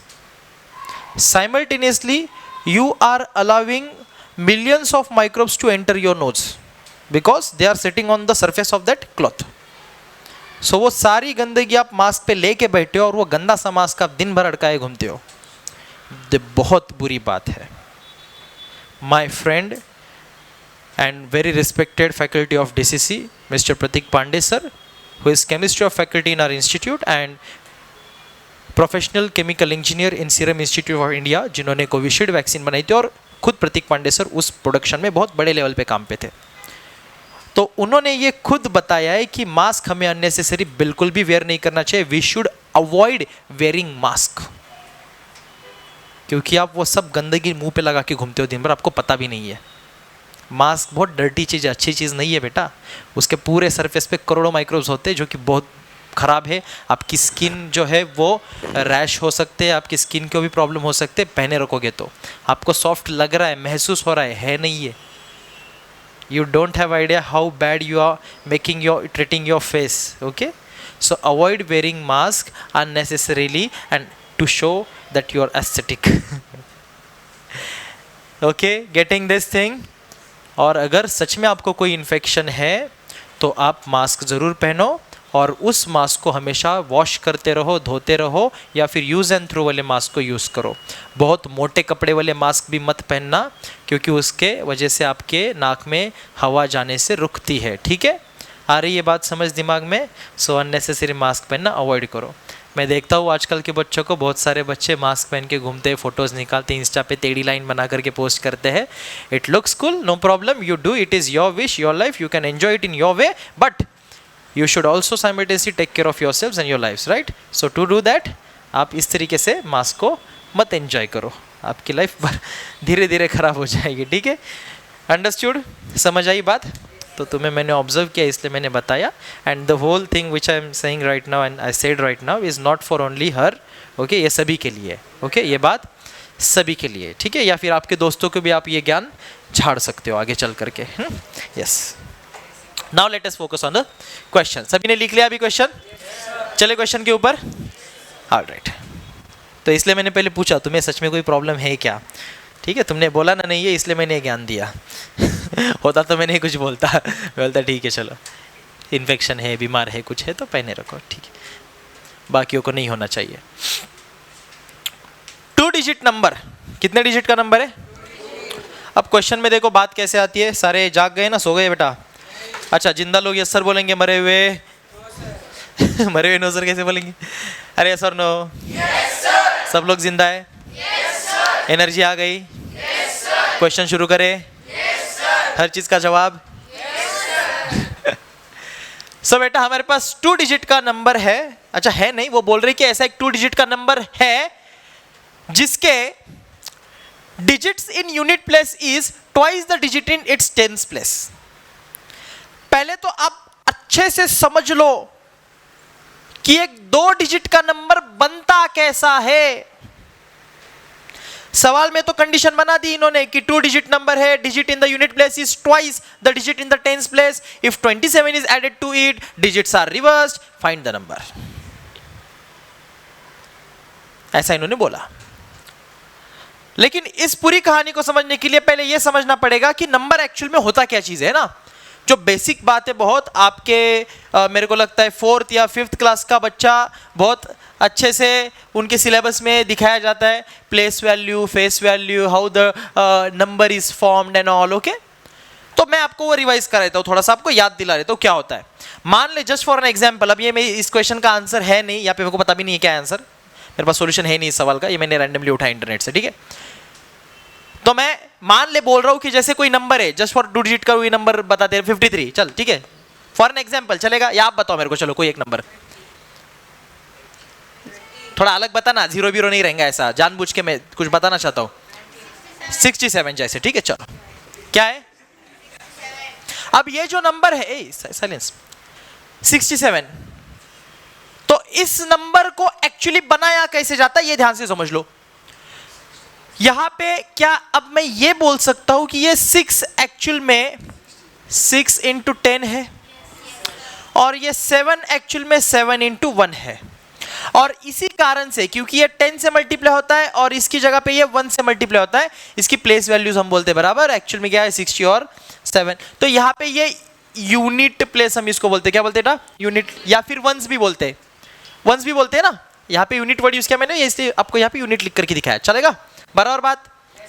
पकड़ पा रहे हो कि मुश्किल जा रहा है? ये 6 जो है ये बेटा 10th प्लेस पे है, इसका 10th प्लेस पे होने का मतलब ही है ये digit itself is getting multiplied to the 10 and the digit over unit place is getting multiplied to the 1, या फिर इसको 1 उसी कारण से बोलते हैं, 1 या यूनिट दोनों में से कुछ भी बोल सकता है। अब जब मैं इस नंबर को कंस्ट्रक्ट करता हूं तो मेरे लिए इसका आंसर बन जाता है 60 प्लस इसका आंसर बन जाता है 7 और ये टोटल नंबर बन जाता है 60। आप समझ पा रहे हो कि ये नंबर बनता कैसा है? ये कंस्ट्रक्शन समझ पा रही है नंबर की? मैं ये क्यों समझा रहा हूं, इसी के ऊपर आपका पूरा सवाल बेस्ड है, समझना ध्यान से बेटा। ये 67 एक्चुअल में 2 डिजिट से बना है। 2 डिजिट बोला तो क्या लिखोगे इसके अंदर बेटा? दियो कठिन 2 डिजिट कौन से इसके अंदर? 6 और 7, ये 2 डिजिट है। डिजिट का मतलब समझते हो, ये एक डिजिट हुआ, ये एक डिजिट हुआ, तो ये 2 डिजिट का नंबर है ना, 2 डिजिट से मिलके बना है। एक डिजिट है इसका 6, दूसरा डिजिट है इसका तो 6 + 7 67 नहीं, 60 + 7 67। तो इसका यूनिट प्लेस पे जो डिजिट है वो एक्चुअल में 1 से मल्टीप्लाई हो रहा होता है, इसका 10th प्लेस पे जो डिजिट है वो 10 से मल्टीप्लाई। डिजिट कौन है? 6 है ना बेटा, डिजिट तो ये देखो, यहाँ पे डिजिट 7 है, यहाँ पे डिजिट 6 है, लेकिन 7 जो डिजिट है वो 1 से मल्टीप्लाई हो रहा है और 6 जो डिजिट है वो 10 से मल्टीप्लाई हो रहा है, तब जाकर के नंबर बनता है 67। आई बात समझ? अब सोचते हैं प्रॉब्लम स्टेटमेंट के बारे में। अब देखो ध्यान से, हमको बोला एक 2 डिजिट नंबर है, अब कौन सा नंबर है हमको मालूम? अगर वो कौन सा नंबर है हमको मालूम ही नहीं है तो उसकी डिजिट क्या है अपने को मालूम है क्या? तो बस फिर जो 2 डिजिट बताए जा रहे हैं यहाँ पे, क्योंकि 2 डिजिट का नंबर है ना, तो उन 2 डिजिट को अपन कोई वेरिएबल कंसीडर कर लेते हैं, करेंगे? मान ले मैंने बोल दिया कि यूनिट प्लेस पे जो डिजिट है उसको अपन ने x बोल दिया और 10th प्लेस पे जो डिजिट होगा उसको अपन ने y बोल दिया। और ऐसा अगर मैंने बोला कि मान ले let the digit at the 10th place be x and digit at unit place be y। चल मैं अभी प्रॉपर वे से नहीं सॉल्व करूंगा, अभी समझाने के तरीके सॉल्व कर लेता हूं, इधर उधर चीज लिखता हूं, चलेगा ना? हाँ, तो यहाँ पे लिख देता हूं let the digit at 10th place be, क्या बोला? And digit at unit place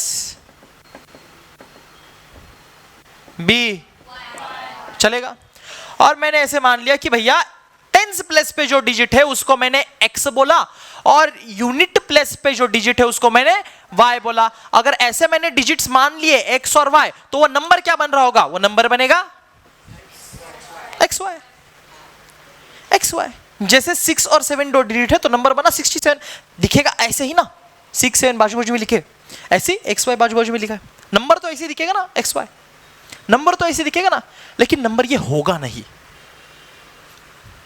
number ये होगा नहीं। नंबर क्या होगा? क्योंकि ये डिजिट है तो नंबर एक्चुअल में क्या होगा?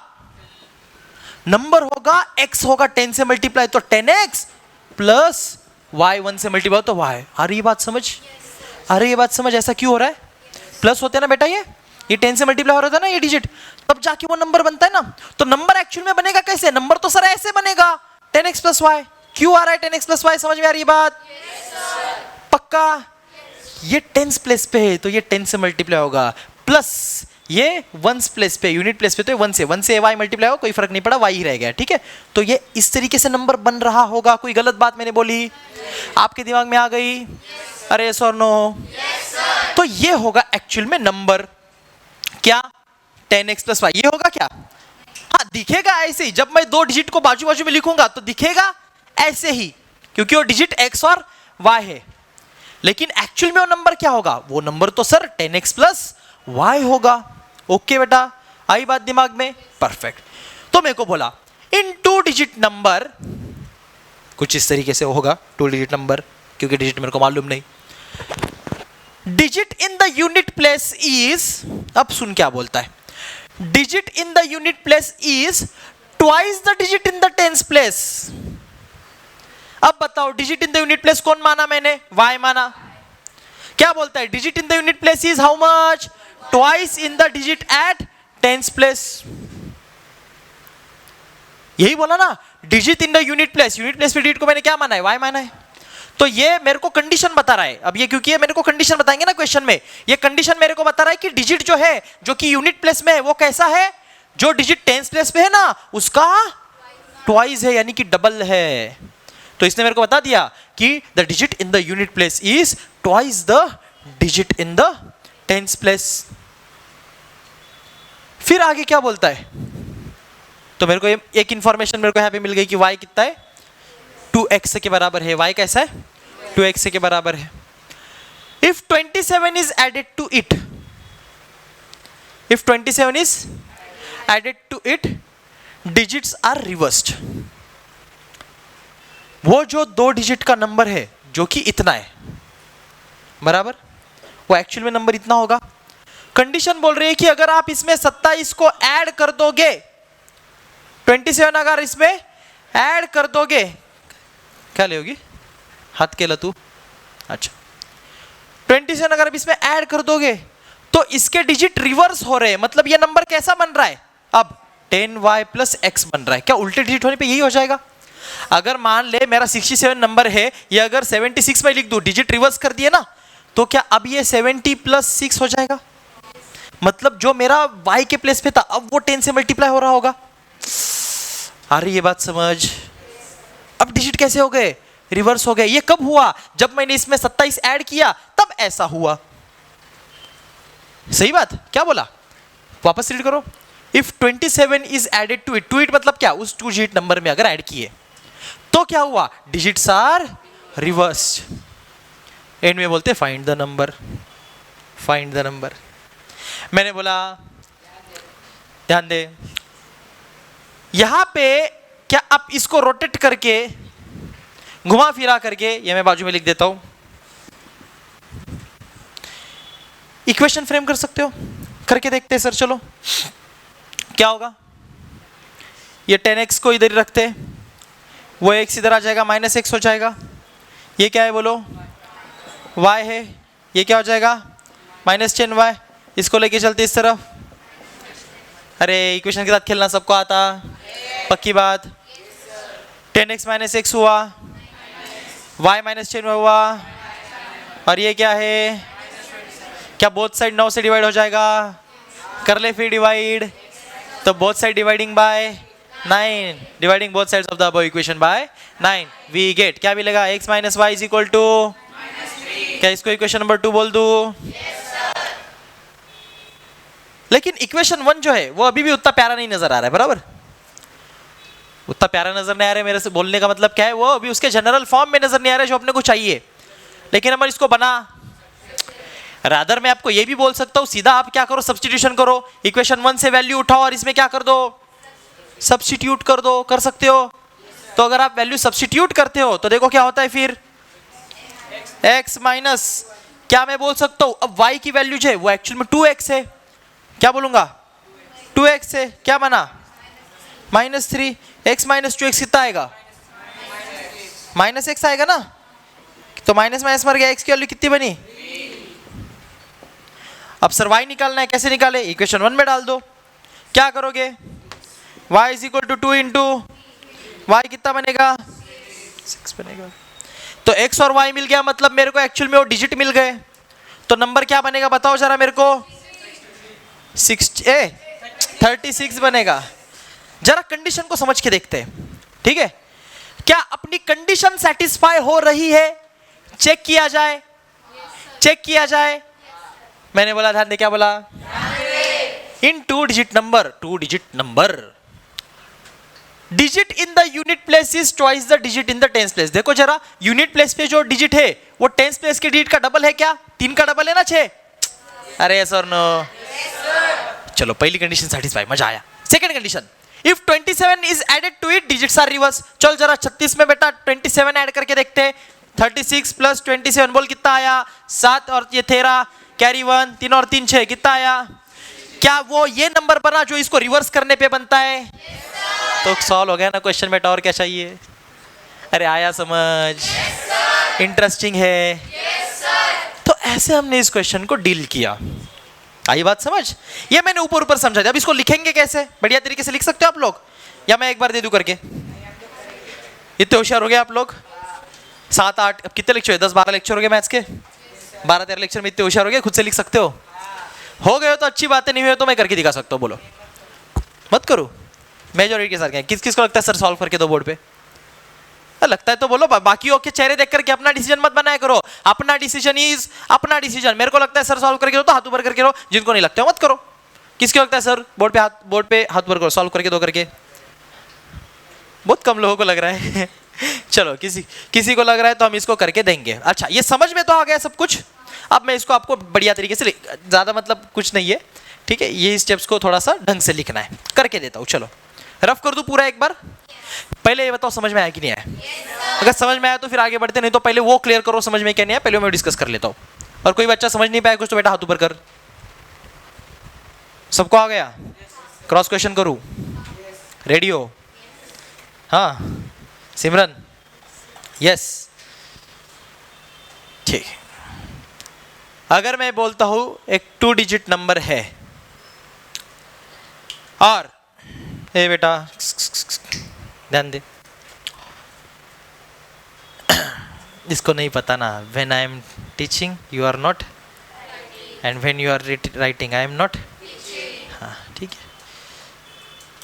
अगर मैं बोलता हूं मेरे पास एक 2 डिजिट का नंबर है और मैंने बोला digit at unit place is thrice the digit at tens place, तो इक्वेशन क्या होगा बताओ सिमरन?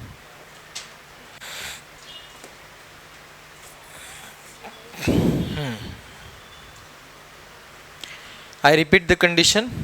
In a 2 digit number, digit at unit place is thrice the digit at tens place. कैसे बोलेगी?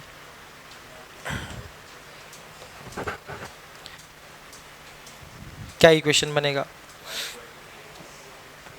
एग्जैक्टली और मान के चलो कि यूनिट और टेंस प्लेस के डिजिट हमने सेम ऐसे ही मान रखे एक्स और वाई, ठीक है? If you consider in the same way then what will be the equation? Yes Samiksha? y is equal to 3x। तो थ्राइस का मतलब क्या है सिमरन? 3 टाइम्स, 3 गुना। ओके, ट्वाइस का मतलब 2 गुना, ठीक है? तो यहाँ पे ट्वाइस की कंडीशन थी तो हमने क्या लिखा था? y is equal to 2x। और y क्यों लिया था बताओ जरा? y को क्यों लिया यहाँ पे?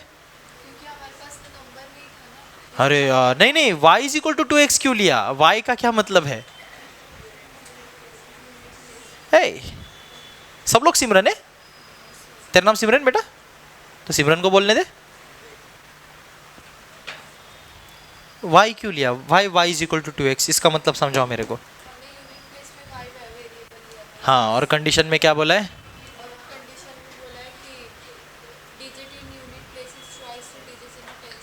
अच्छा तो twice the digit in tens place जो कि x है। चलो बढ़िया, वेरी गुड, ध्यान देने का, ठीक है लेक्चर में। यस ऑलराइट बेटा, रफ कर दो अभी ढंग से लिखे इसको।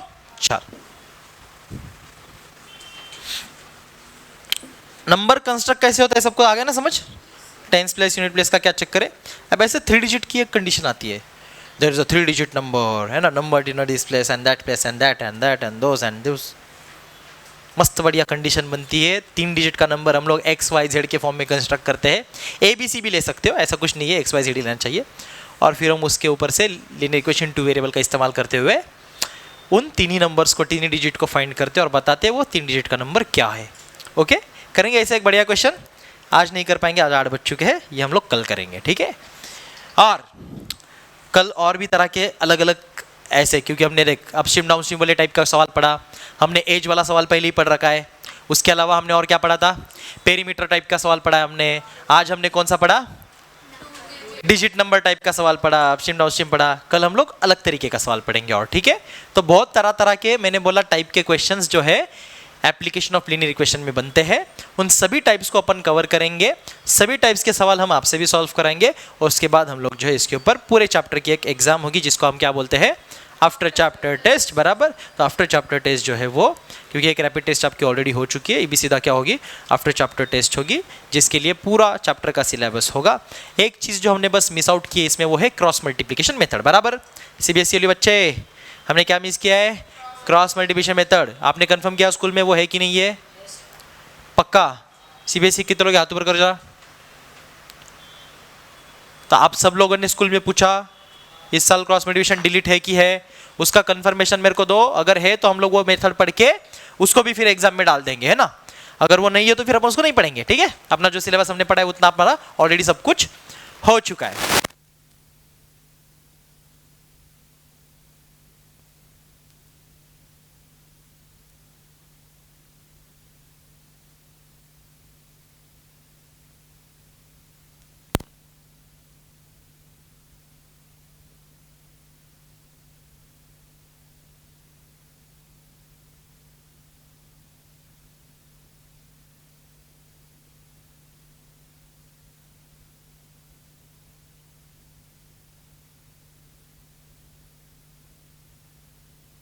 एंड डिजिट एट क्या लिखा, let the digit at tens place be x and digit at units place होता है, यूनिट प्लेस होता है, कैसे लिखते हैं, यूनिट्स लिखते हैं क्या, एपोस्ट्रोफी एस होता है, यूनिट्स प्लेस बी वाई। तो हमने मान लिया कि टेंस प्लेस का डिजिट एक्स होगा और यूनिट प्लेस का डिजिट वाई होगा। दस द नंबर विल बी कैसा होगा नंबर, 10x प्लस वाई होगा।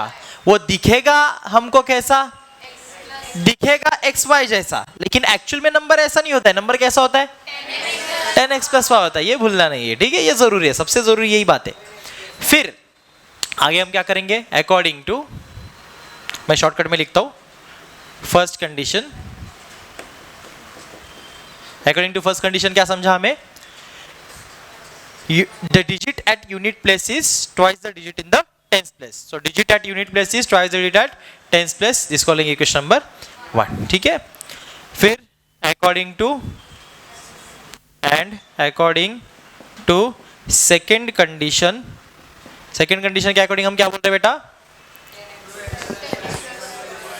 if 27 is added to it का मतलब यहाँ पे उस नंबर में ऐड किया जाए जो कि नंबर हमने बता दिया क्या है, 10x प्लस वाई है। सो 10x प्लस वाई में अगर हम 27 ऐड कर देते हैं तो उसी नंबर के डिजिट्स क्या हो जाएंगे, रिवर्स हो जाएंगे। रिवर्स होने का मतलब है ये 10y प्लस x हो जाएगा, बराबर, क्योंकि अब y वाला जो डिजिट है 10s प्लेस पे आ चुका है। क्लियर है ना बेटा बात, ये यही सब मेन इक्वेशन का मेन फ्रेम, मेन पार्ट यही है। यही बच्चे गड़बड़ करते हैं और फिर गलत करके आते हैं सवाल, ठीक है। और इसको मैंने फिर सिंपलीफाई किया। सिंपलीफाई कैसे करेंगे, मैंने बोला 10x को यहीं पे रखते हैं, x की टर्म इधर लेके आते हैं, -x हो जाएगी, प्लस y इधर ही रखते हैं, y की टर्म इधर लेके आते हैं, -10y हो जाएगा, 27 इधर प्लस इधर जाकर के हो जाएगा -27। आई बात समझ, ज्यादा फास्ट हो गया राजधानी एक्सप्रेस। बोला सर माइक चेक बोलो। मैं और भी बहुत कुछ बोलता हूँ, तू सुनता है सब कुछ। बोलूं तेरे को एक चीज, सुनेगा?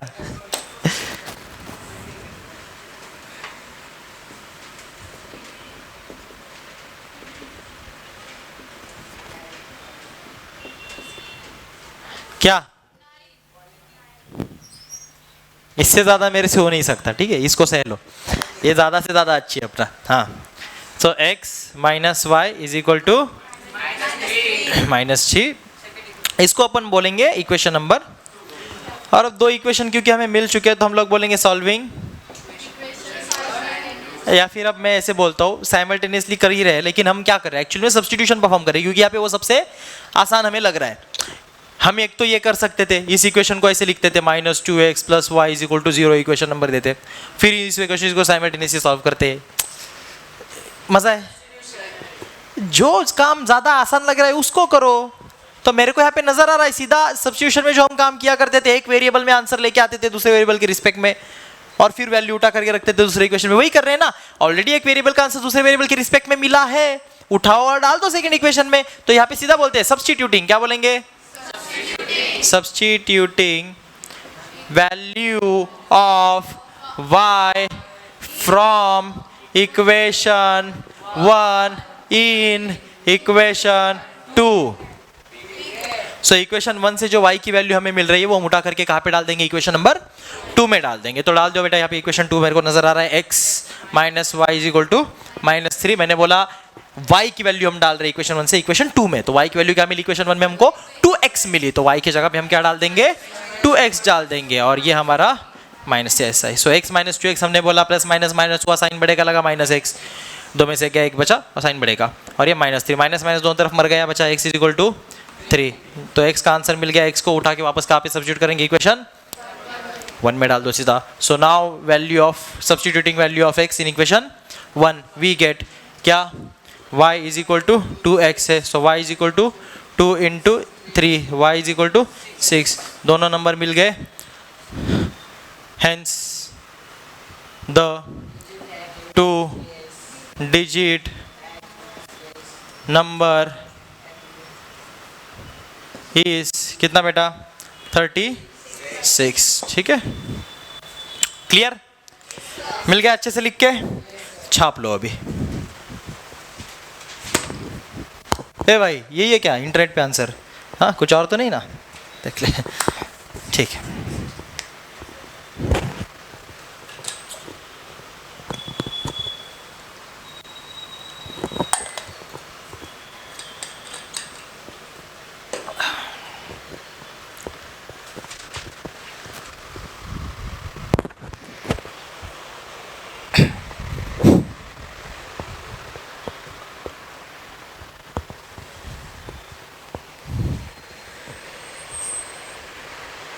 अच्छा, 8 ऑलरेडी 15 मिनट हो चुके हैं, तो जल्दी जल्दी लिख के हम लोग लेक्चर ख़त्म करेंगे। वैसे आप लोगों ने अभी घर पे बता दिया है ना, लेक्चर आगे पीछे होता है 15-20 मिनट, बताया ना सबने? क्योंकि देख ऐसे इसका सवाल आधा छोड़ना अपने को पसंद है। 8 बज गए इसलिए मैंने सवाल लेक्चर बंद कर दिया, ये मैं नहीं करता हूँ। एटलीस्ट वो जो सवाल चल रहा है हम लोग उसको खत्म करके ही लेक्चर हमारा हमेशा खत्म किया करेंगे, ठीक है? कभी 8 को भी हो सकता है 7, कभी कभी 8:30 तक भी जा सकता है। तो आप घर पे पहले लड़की लोग स्पेशली बता के रखना कि लेक्चर का टाइमिंग थोड़ा आगे पीछे होता है। Done everyone? अगर आपका हो चुका है लिख के तो दैट्स इट फॉर टुडे। आज के लेक्चर में यहीं पर रुकेंगे। That's for today, good bye. जाते समय अपनी अटेंडेंस मार्क करके जाओ, ठीक है? Bye bye.